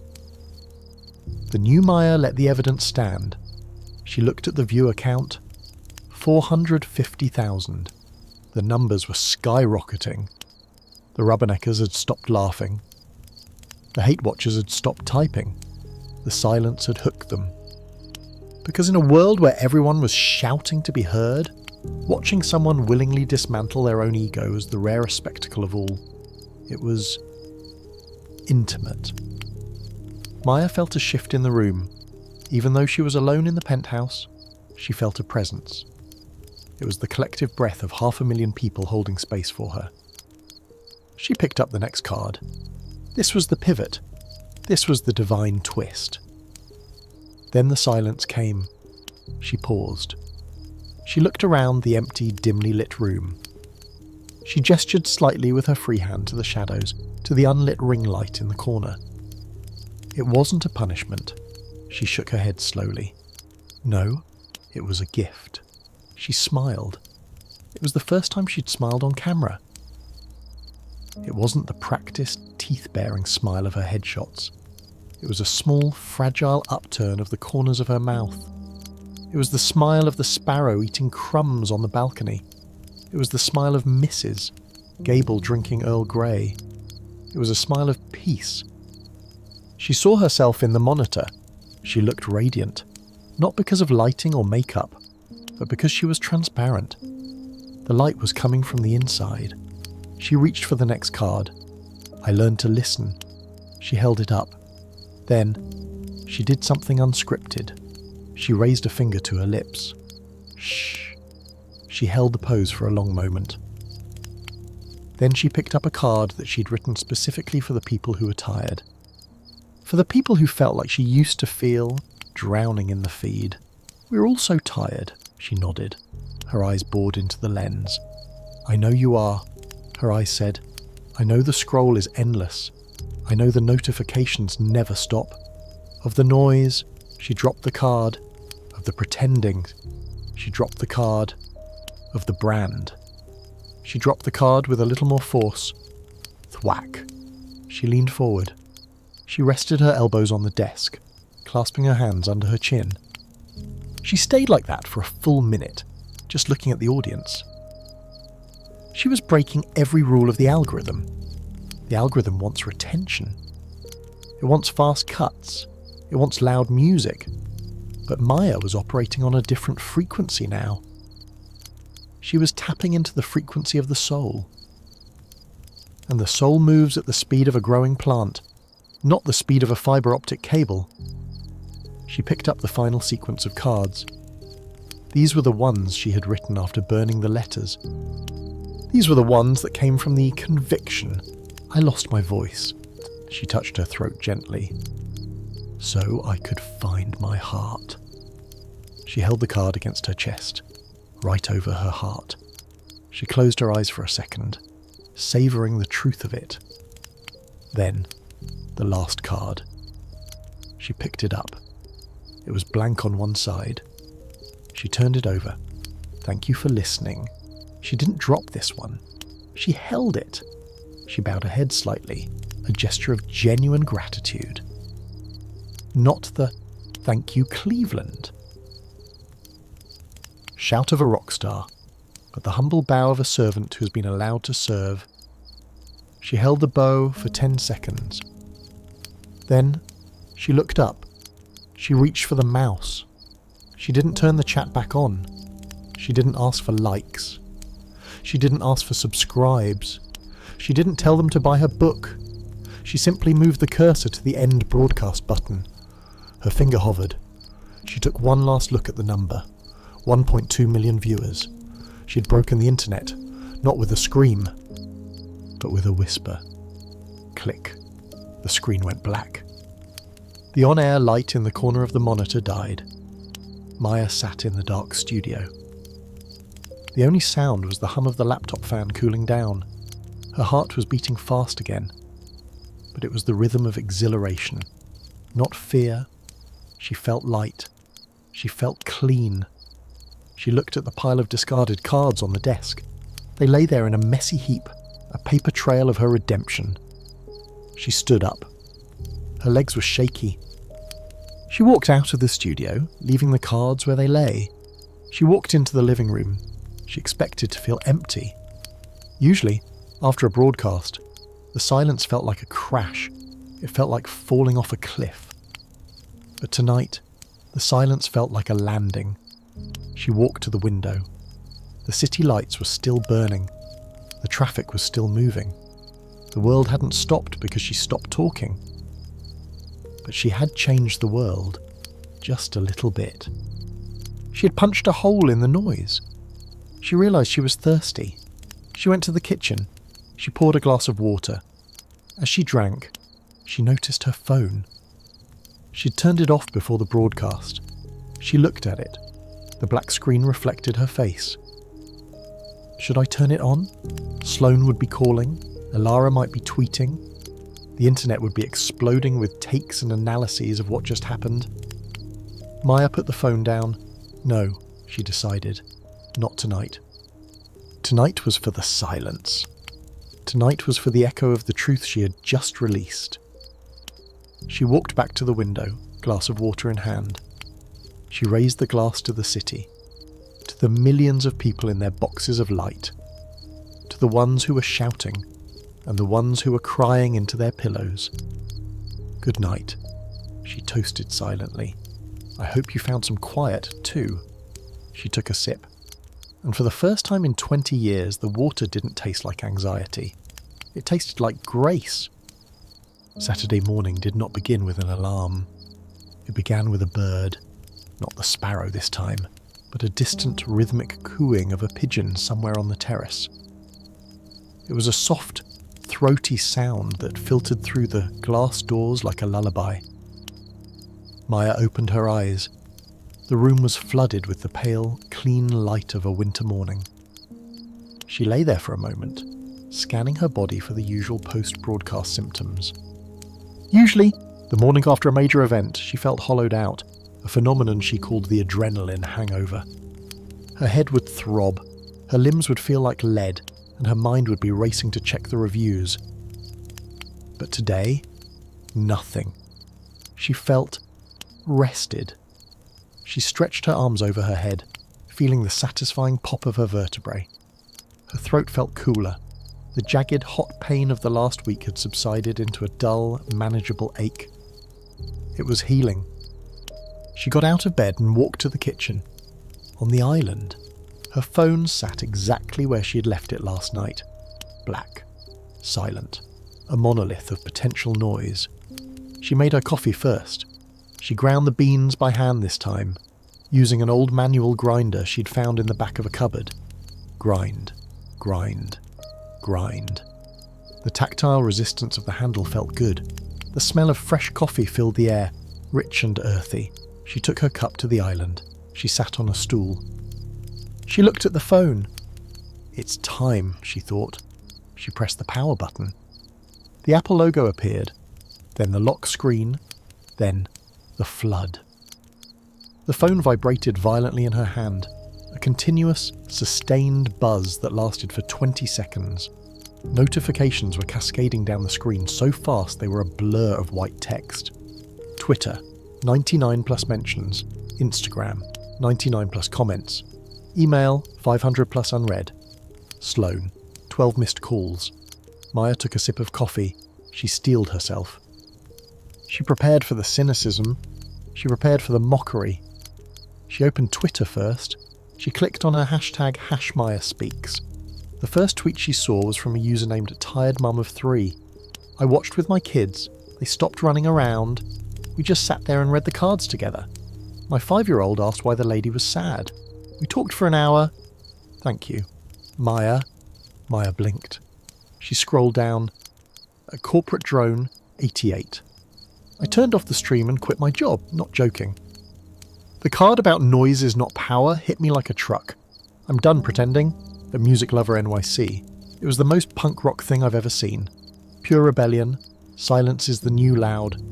There were thousands of them. Instead of a debate, the comment section had turned into a confessional. People weren't talking about Maya. They were talking about themselves. Her silence had acted as a mirror, reflecting their own exhaustion back to them. They were sharing stories of burnout, of loneliness, of the pressure to perform. The trolls were there, of course, but they were buried. They were drowned out by a tidal wave of vulnerability. Maya felt a lump form in her throat. Not a lump of pain, but of emotion. She had expected to be a spectacle. Instead, she had become a sanctuary. Her phone buzzed again.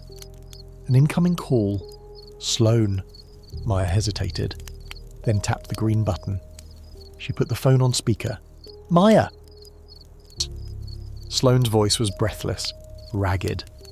Maya, are you there? Tap once for yes. Maya tapped the marble counter. Tap. Oh my God, Sloane exhaled. Do you have any idea what you did? We broke the internet, literally. The server crashed for 10 minutes after you went offline. Sloane laughed. A manic, incredulous sound. The numbers. Maya. We had 1.2 million live. But the replay? It's at 15 million this morning. 15 million, and the sentiment analysis. It's 98% positive. Brands are calling, not the tech bros. CarMap wants a partnership. Headspace wants a partnership. A tea company wants to name a blend after you. Maya listened to Sloane's excitement. It was the old language. Numbers. Brands. Partnerships. Maya grabbed a pen and tapped the phone twice. Tap, tap. What? What is it? Sloane asked. Maya didn't have her cards. But she realised she didn't need to explain right now. Sloane was seeing the world through the lens of commerce. Maya was seeing it through the lens of connection. They were on different frequencies. But for the first time, Maya didn't feel the need to correct her. She let Sloane ramble for another minute about monetizing the quiet. Then, she gently tapped the phone 3 times. Tap, tap, tap. Okay, I get it, Sloane said, sensing the dismissal. You're resting. You're staying in character. Genius. Pure genius. I'll handle the calls. You just keep being the enigma. Love you. Mean it. Click. Maya shook her head, smiling faintly. Sloane would never change. And that was okay. The sparrow doesn't ask the squirrel to fly. She went back to the comments. She was looking for one specifically. She searched for @Elara Vance. Elara had been live tweeting the event. Maya scrolled back to 8 p.m. last night. 8:01 p.m. Okay, she's just sitting there.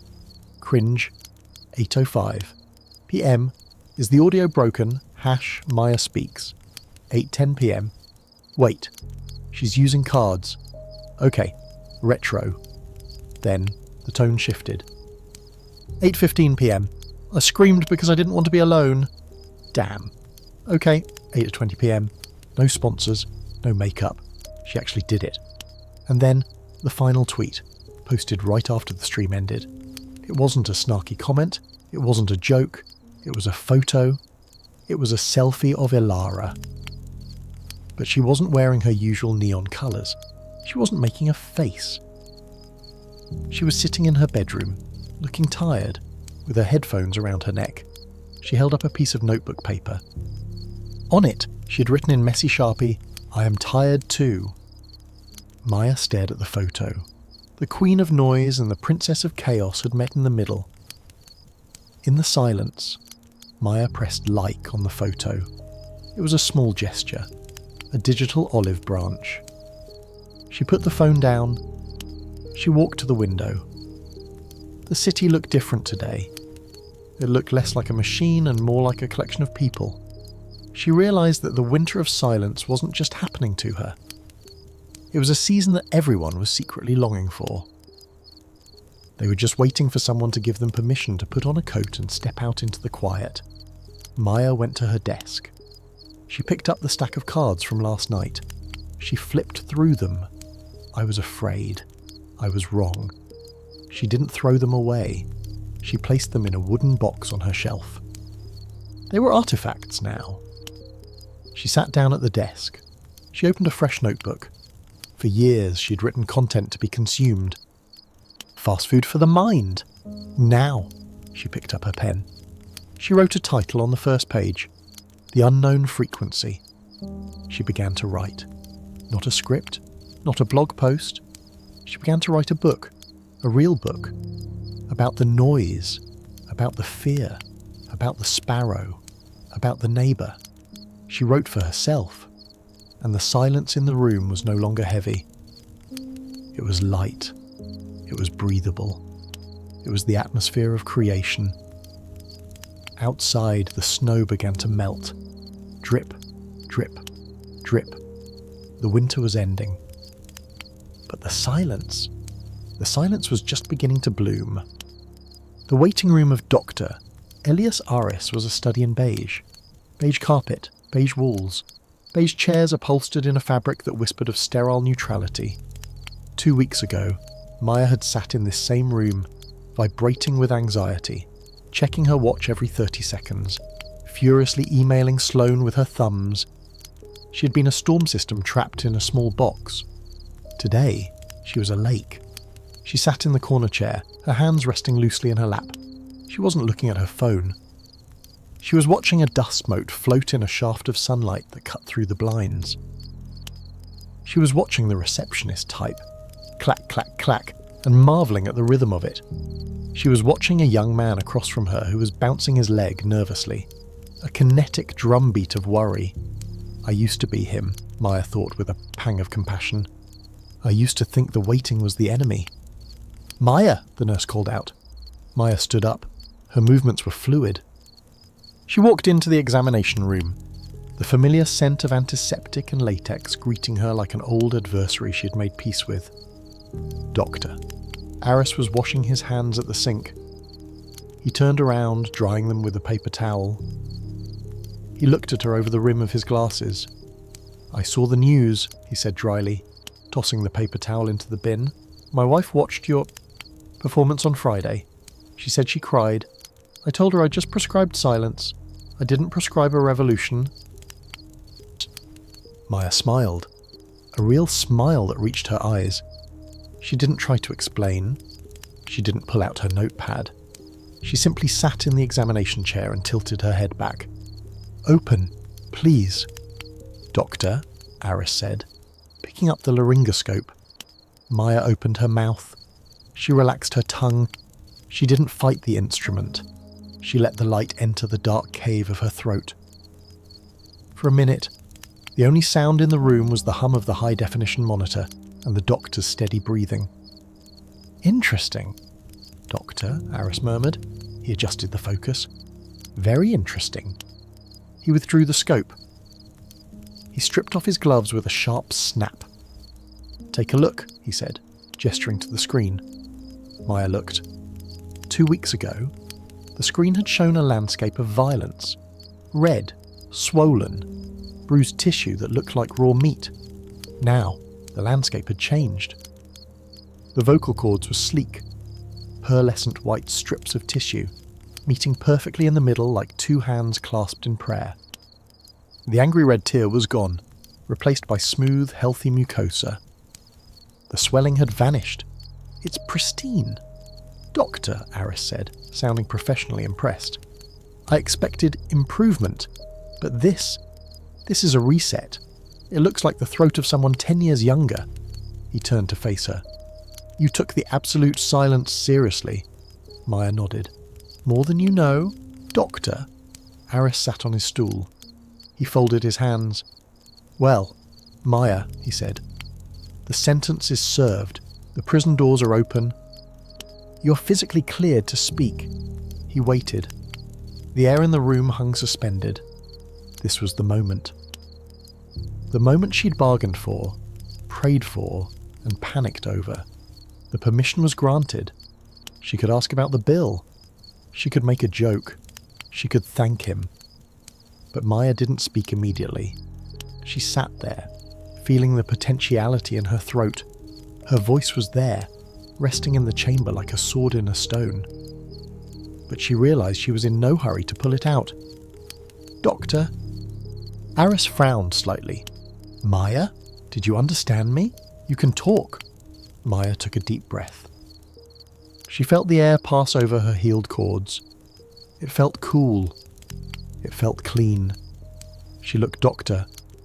Aris in the eye. She wanted her first words to be true. She wanted them to carry weight. She engaged her diaphragm, She shaped the vowels. "Thank you," she whispered. The sound was small. It was rusty, like a door hinge that hasn't been used in a winter, but it was clear. It had a timbre she didn't recognise, lower, softer, less polished, but infinitely more resonant. "Doctor." Harris blinked. He seemed surprised by the gentleness of it. "You're welcome," he said, his voice softening instinctively to match hers. "But take it easy. Don't go booking a stadium tour tomorrow. Start with conversations. Listen to your body. If it hurts, stop." "I will," Maya said. 2 words. She stood up. She shook his hand.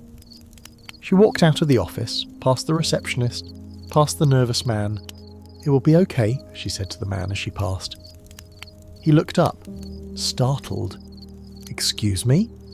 "The waiting," Maya said, her voice gathering a little more strength, a little more velvet. "It's the hardest part, but you'll be okay." The man's shoulders dropped 2 inches. "Thanks," he stammered. Maya pushed through the glass doors and stepped out onto Lexington Avenue. The sensory assault of New York City hit her instantly. Usually, Maya wore noise-cancelling headphones when she walked the city. She wanted to exist in her own curated bubble of podcasts and playlists. She treated the city noise as pollution. But today, her ears were naked. And today, she didn't hear noise. She heard a symphony. She stood on the corner, wrapping her wool scarf tighter against the biting wind. She closed her eyes for a moment. She heard the deep, subterranean rumble of the 6 train passing beneath the pavement, a cello note vibrating through the concrete soles of her boots. She heard the rhythmic clack-clack-clack of a woman's heels rushing to a meeting, a percussion instrument keeping time. She heard the hiss of air brakes from a city bus, a release of pressure. She heard snippets of conversation floating by like leaves in the wind. "So I told him I loved him. Buy the stocks now. Mum, please." It wasn't chaos. It was life. It was a million separate stories weaving together into a tapestry of sound. Maya began to walk. She didn't hail a cab. She wanted to be in it. She walked towards Central Park. The snow was melting, dripping from the awnings of the luxury buildings. Drip, plop, splash, the music of the thaw. As she entered the park, the roar of the traffic faded, replaced by the wind rustling through the bare branches of the oak trees. It sounded like dry bones rattling, but in a beautiful way. She came to the tunnel near Bethesda Terrace. The acoustics there were famous. A young man was standing in the shadows of the tunnel playing a violin. He was playing Bach. The notes flew up to the tiled ceiling and rained back down, echoing, overlapping, creating a cathedral of sound out of a brick tunnel. Maya stopped. She watched the violinist's bow move. Up, down, vibrato. She realised that the music wasn't just in the notes. The music was in the pauses between the notes. If he played every note at once, it would be noise. It was the silence between the movements that gave the melody its shape. That is what I missed, Maya thought. I was trying to play every note at once. I was trying to fill every second. She walked over to the violin case lying open on the ground. It had a few dollar bills in it. Maya reached into her bag. She didn't have cash. She stepped closer to the musician. He stopped playing, sensing her for approach. He looked guarded, expecting a complaint. "That was beautiful," Maya said. Her voice was stronger now. It rang in the tunnel, clear and bell-like. It wasn't the $1,000,000 voice of the radio host. It was the voice of a woman who had been to the desert and come back with water. The musician smiled, his guard dropping. "Thank you, ma'am.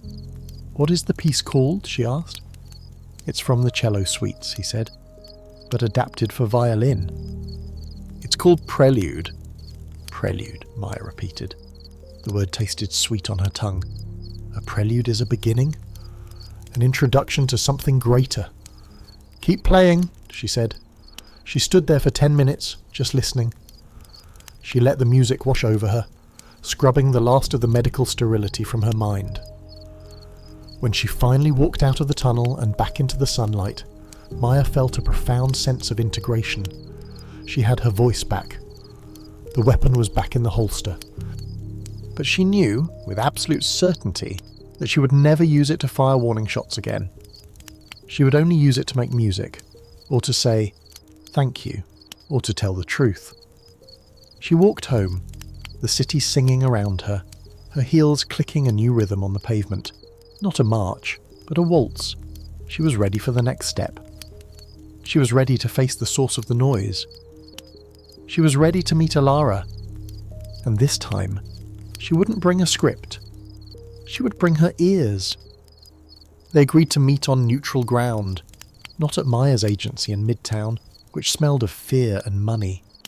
Not at the co-working space in Brooklyn where Alara broadcasted, which smelled of ozone and energy drinks. They chose Kanzo, a small, minimalist coffee shop in the West Village. It was a place designed for purists. The walls were raw concrete, the tables were reclaimed oak, and there was no background music. Just the rhythmic hiss-strip hiss of the espresso machine and the murmur of low conversation. Maya arrived 10 minutes early. She sat at a small table near the window, watching the street. She wore her grey cashmere sweater and a simple wool coat. No makeup, no jewellery, except for a small, silver watch. She ordered a pot of sencha tea.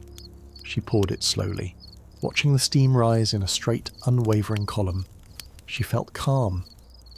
The frantic need to win the interaction was gone. She wasn't here to negotiate a surrender. She was here to look into the eyes of the person the world said was her enemy. At 2:05 p.m, the door chimed. Ding.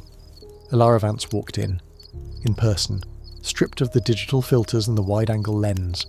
Alara looked shockingly young. She was 23, but today she looked 19.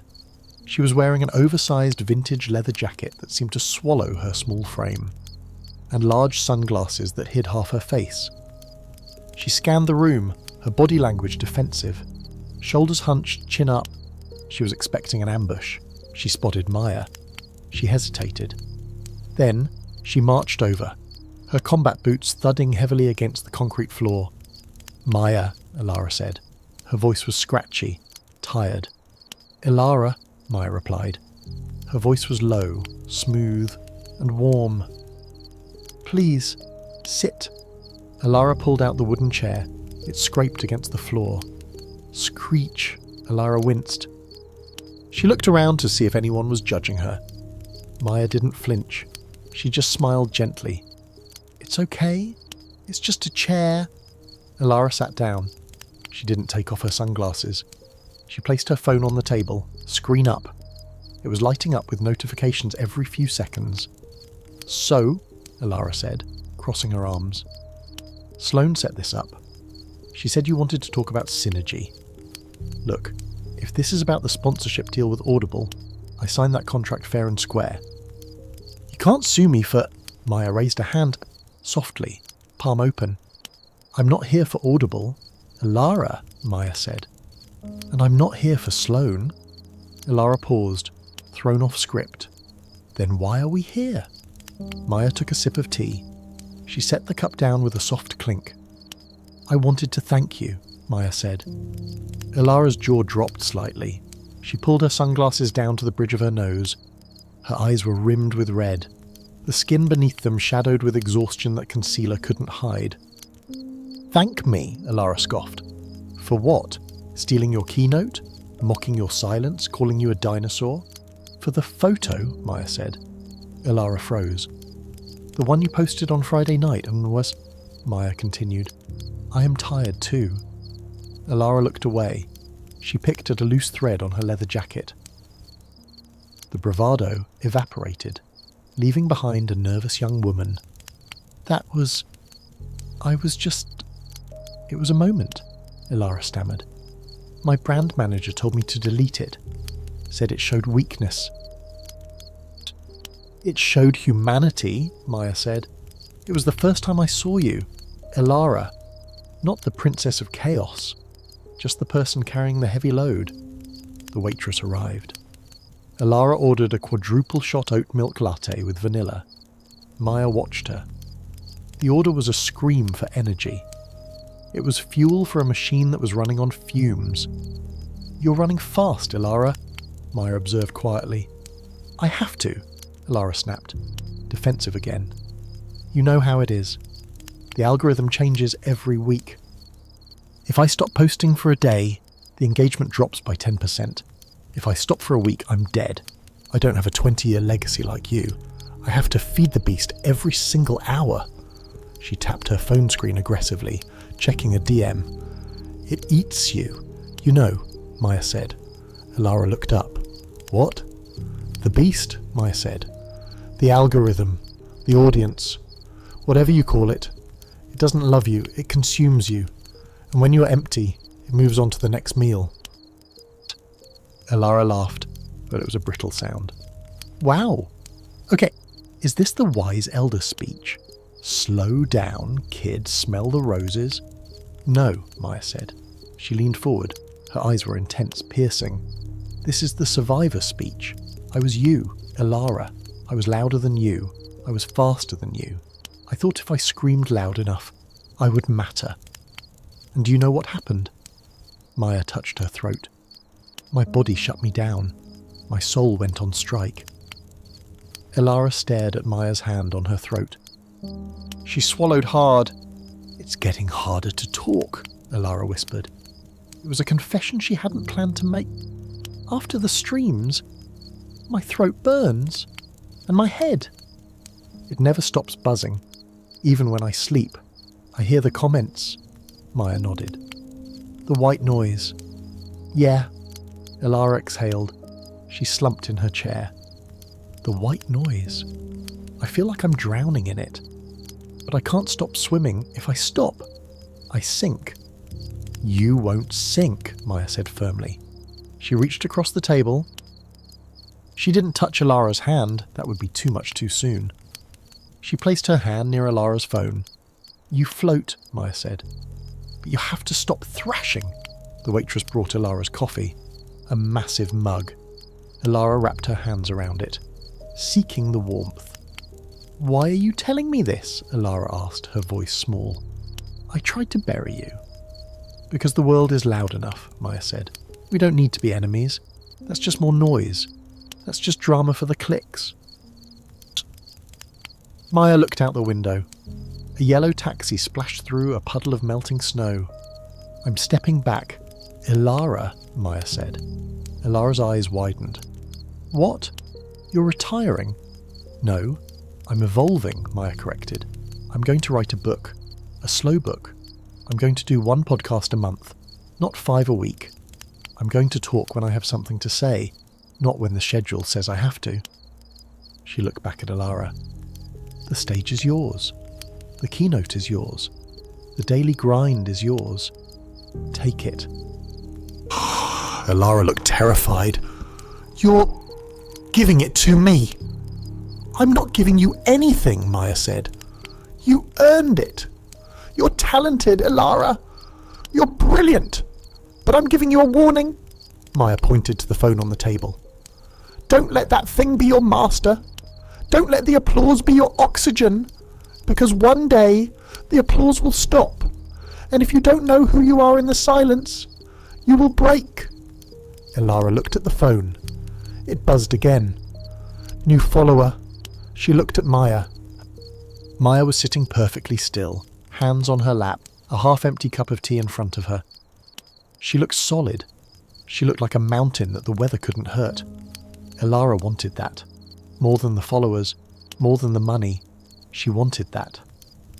"How do I start?" Ilara asked. "How do I turn it down?" Maya smiled. "Start small," Maya said.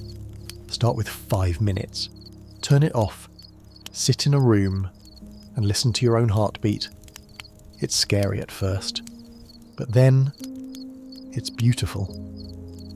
Ilara nodded slowly. She reached for her phone.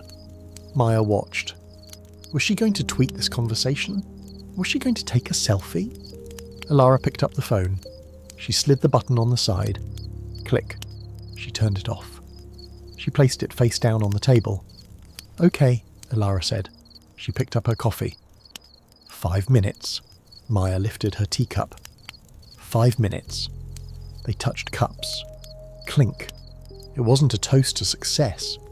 It wasn't a toast to the future. It was a toast to the truce. For the next 20 minutes, they sat in the coffee shop in the West Village. They didn't talk much. They watched the people pass by outside. They watched the dust motes dance in the window. Alara fidgeted at first, her hand twitching toward the dead phone, but she resisted. She looked at Maya, saw the calm, and mimicked it. It was a mentorship conducted without a syllabus. It was a transmission of peace. When Maya finally stood up to leave, she buttoned her coat. "I have to go," Maya said. "I have a date." "Ooh, a date," Alara grinned, a flash of her old spark returning. "Who is he?" "Mrs. Gable," Maya said, smiling. "She lives in 4C. We're having Earl Grey and shortbread." Alara looked confused, but then she smiled. "That sounds nice. Actually nice." "It is," Maya said. She walked to the door. "Maya," Alara called out. Maya turned, her hand on the brass handle. "Thank you," Alara said. "For not shouting back." Maya nodded. "Silence is a language. Alara," she said softly. "Learn to speak it." She stepped out into the winter afternoon. The door chimed behind her. Ding. Inside the shop, the young girl in the leather jacket sat alone at the table. Her phone was still face down. She took a deep breath, closed her eyes, and for the first time in years, she just sat there, listening to the sound of the coffee machine hissing in the quiet room. The war was over. The sun began its descent over the Hudson River, turning the sky into a bruised watercolour of violet and burnt orange. It was the magic hour. Cinematographers called it that because the light was soft, forgiving, and made everything look like a memory. Maya sat on the white rug in her living room, her back against the sofa. The apartment was quiet, but it was no longer the terrifying silence of the tomb. It was the expectant silence of a cathedral before the choir sings. In her hand, she held her phone. She'd spoken to the receptionist. She'd spoken to the violinist. She'd spoken to Alara. But there was one voice she hadn't used yet, one frequency she hadn't tuned into. She opened her contacts. She scrolled past the A-list celebrities, past the CEOs, past the editors. She scrolled all the way down to the D section. Dad, Florida.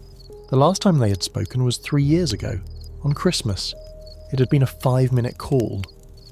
Maya had done all the talking, bragging about her numbers, her awards, her busy schedule. He had listened, grunted a few times, and said, "Don't work too hard." Maya had taken it as criticism. She had hung up feeling empty and angry. She stared at the number. This was the final wall. The wall she had built her entire career to hide behind. She had become the voice of a generation, so she wouldn't have to be the daughter of a man who didn't know how to talk to her. I burned the letters, she thought, but I didn't burn the bridge. The bridge is just overgrown with weeds. Her thumb hovered over the call button. Her heart kicked against her ribs. This was harder than the live stream. The live stream was anonymous. This was personal. This was the source of the wound. "Do it," the sparrow inside her whispered. "You don't need armour anymore." She pressed the icon. The screen changed. Calling Dad. She put the phone to her ear. Ring. The sound was lonely. A digital pulse travelling thousands of miles to a small house in Boca Raton. Ring. Maybe he wouldn't pick up. Maybe he was out playing golf. Maybe he was watching the news. Ring. Click. "Hello?" The voice was gruff, deeper than she remembered and slightly breathless. It sounded like gravel rolling in the dryer. Maya's throat tightened. The old reflex, the lump, tried to form. The panic of what do I say? How do I impress him? Surged up. She closed her eyes. She breathed. "You're not here to impress. You're here to connect." She opened her mouth. She used her new voice, the low, resonant one she had found in the tunnel. "Hi, Dad," she said. There was a pause on the other end, a thick, heavy pause. "Maya?" he asked. He sounded shocked. "Is everything okay? It's Tuesday." Maya smiled through the tears that were suddenly hot in her eyes. "Yes, Dad, it's Tuesday." "You never call on Tuesday," he said. He sounded suspicious, as if waiting for bad news. Are you in trouble? I saw something on the internet. My neighbour, Bob, he said something about you losing your voice." "I did," Maya said. She shifted on the rug, pulling her knees to her chest. "I lost it for 2 weeks." "Oh," he said. "That must have been hard for you. You always liked to talk. In the past." Maya would have snapped back. "I don't like to talk, Dad. It's my profession. It's how I pay for your condo." But today, she heard the subtext. He wasn't criticising. He was observing. It was hard, she admitted softly. But it was good, too. "Good?" He sounded confused. "I learned a lot," she said. I learned that I talk too much." Silence on the line. But it wasn't the cold silence of her childhood. It was a stunned silence. "Dad," she said, her voice trembling slightly. "I'm calling because I wanted to apologise." "Apologise?" He coughed. "For what? You didn't miss a birthday, did you?" "No," she said. "I want to apologise for not listening. All these years. I thought your silence meant you didn't care. I thought you were ignoring me." She took a breath. "But I realised. Maybe I was just too loud for you to get a word in." The line was quiet for a long time. She could hear the faint sound of a television in the background on his end. Wheel of Fortune. Maybe. "Maya," he said finally. His voice was softer now, stripped of its usual gruffness. I'm not good with words." "Never was. Your mother, she was the talker. When she died, the house got very quiet, and I didn't know how to fill it." Maya wiped a tear from her cheek. "I know, Dad. I tried to fill it for you." "You did," he chuckled dryly. "You were a little firecracker, always shouting, always singing." "I'm sorry I shouted," she whispered. "Don't be," he said. "I was proud of you. I am proud of you. I tell Bob all the time. That's my girl. The one with the microphone." Maya froze. The air left her lungs. You do?" "Of course," he said, sounding offended that she would doubt it. "I listen to your show. I don't understand half the stuff you talk about. Algorithms and influencers and whatnot. But I like the sound of your voice. It sounds strong." Maya covered her mouth with her hand. She sobbed, a silent, shaking sob. For 20 years she had been running, screaming, achieving, trying to prove to this man that she was worthy of being heard. And he had been listening the whole time. He just hadn't known how to tell her. The validation she had sought from millions of strangers, she had it right here. "Dad," she choked out. "You okay?" he asked, worry creeping in. "You sound different." "I am different," she said. She cleared her throat. "I'm better. Dad, I'm going to come visit." "Oh?" he said. "When? You're always booked solid." "Next week," she said. "I'm clearing my schedule. I'm coming down. And we're not going to go to fancy dinners. We're just going to sit on the porch." "On the porch?" "Yes," Maya said. "And we don't have to talk. We can just watch the ocean. I think I'm ready to be quiet with you now." She could hear him smiling. She could hear it in the breath. He exhaled. "That sounds nice, Maya," he said. "That sounds real nice. I'll get the guest room ready." "Okay," she said. "I love you, Dad." She said it without expecting it back. She said it because it was true. Yeah, he stammered. "You too, kid, you too." It was enough. "Goodbye, Dad. Bye." Click. Maya lowered the phone. The sun had set completely now. The room was dark and known, lit only by the city lights outside. She felt lighter than air. The heavy stone she had carried in her chest for decades, the stone labelled not good enough, was gone. It had dissolved in the simple chemistry of honest conversation. She stood up. She walked to the balcony door. She slid it open. The cold winter air rushed in, but it didn't bite anymore. It felt crisp, invigorating. She stepped out onto the balcony. The wind whipped her hair. She looked out at the vast, glittering expanse of New York City. Millions of lights, millions of voices, millions of stories. She opened her mouth. She didn't scream. She didn't broadcast. She whispered a single word to the wind, a word to seal the covenant she'd made with herself and her new life. Begin. It wasn't an ending. The winter of silence was over. The spring of the soul had begun. 6 months later. June. New York City was no longer a landscape of grey ice and steel. It was verdant, humid, and alive. Central Park was a riot of green, bursting with life. The air smelled of hot asphalt, blooming jasmine, and the salt of the Atlantic carried in on the summer breeze. Penthouse 4B had changed, too. The sliding glass doors to the balcony were wide open. The barrier between inside and outside had been erased. The balcony itself was no longer a barren strip of cold tile. It was a garden. Terracotta pots overflowed with rosemary, basil, and lavender.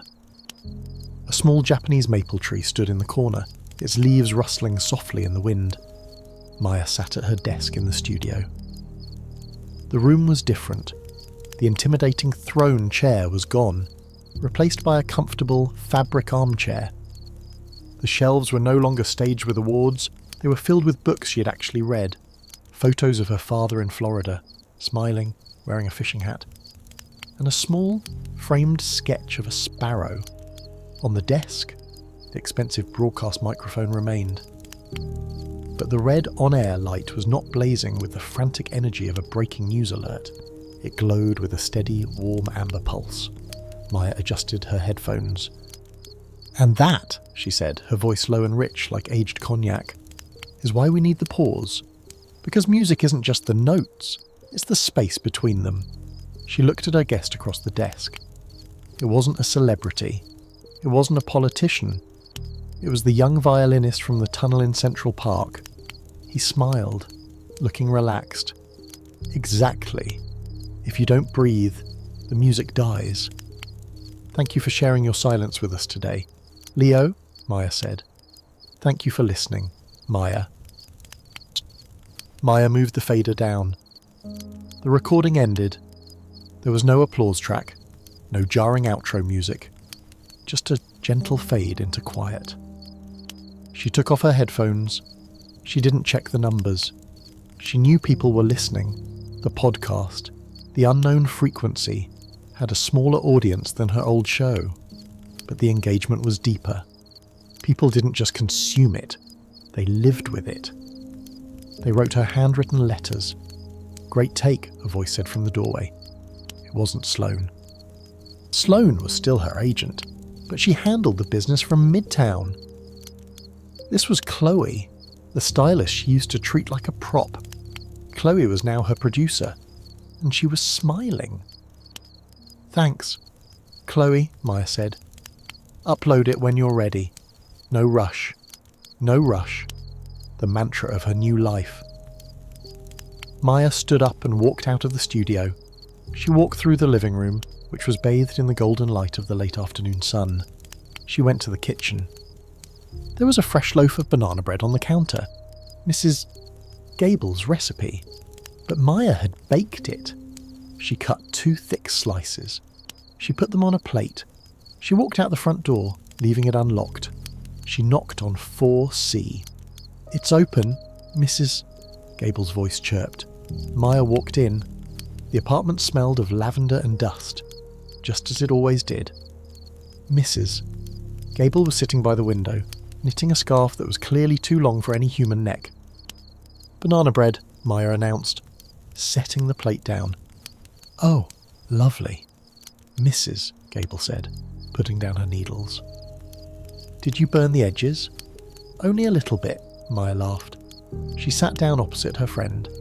They ate in silence for a few minutes. It wasn't awkward. It was the companionable silence that Arthur had loved.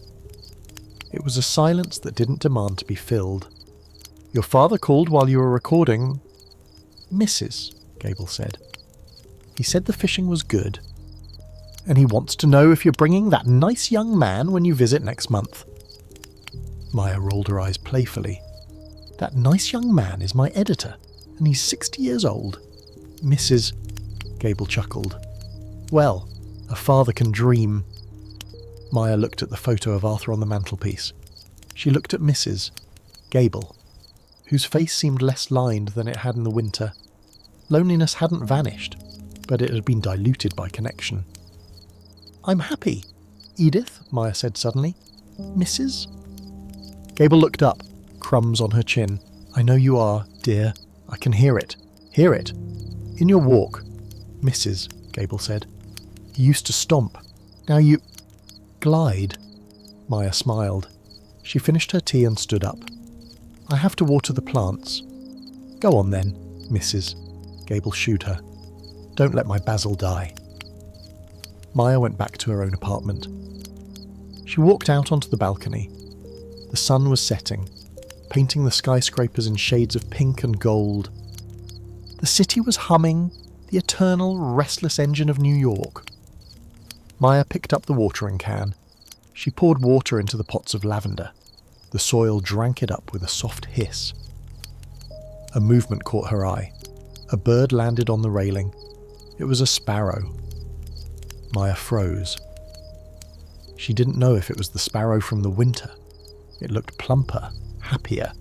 The summer had been good to it. The bird looked at her. It chirped. Cheap. Maya didn't run for breadcrumbs. She didn't try to capture the moment on Instagram. She just stood there, watering can in hand, sharing the sunset with a tiny creature.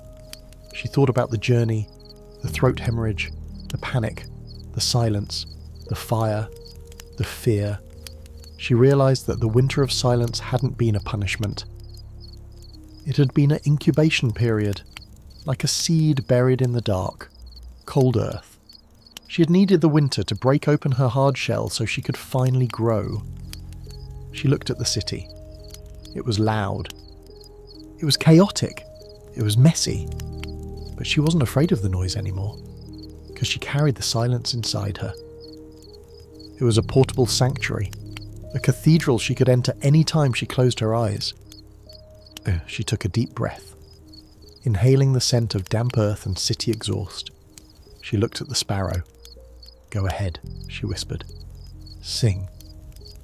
The sparrow puffed up its chest and let out a trill, a bright, piercing song that cut through the rumble of the traffic. Maya closed her eyes and listened.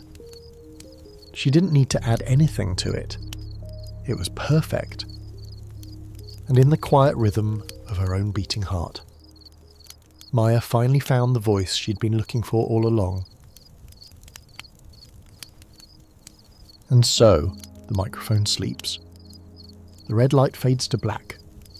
Maya is standing on her balcony now, watching the sun dip behind the steel horizon.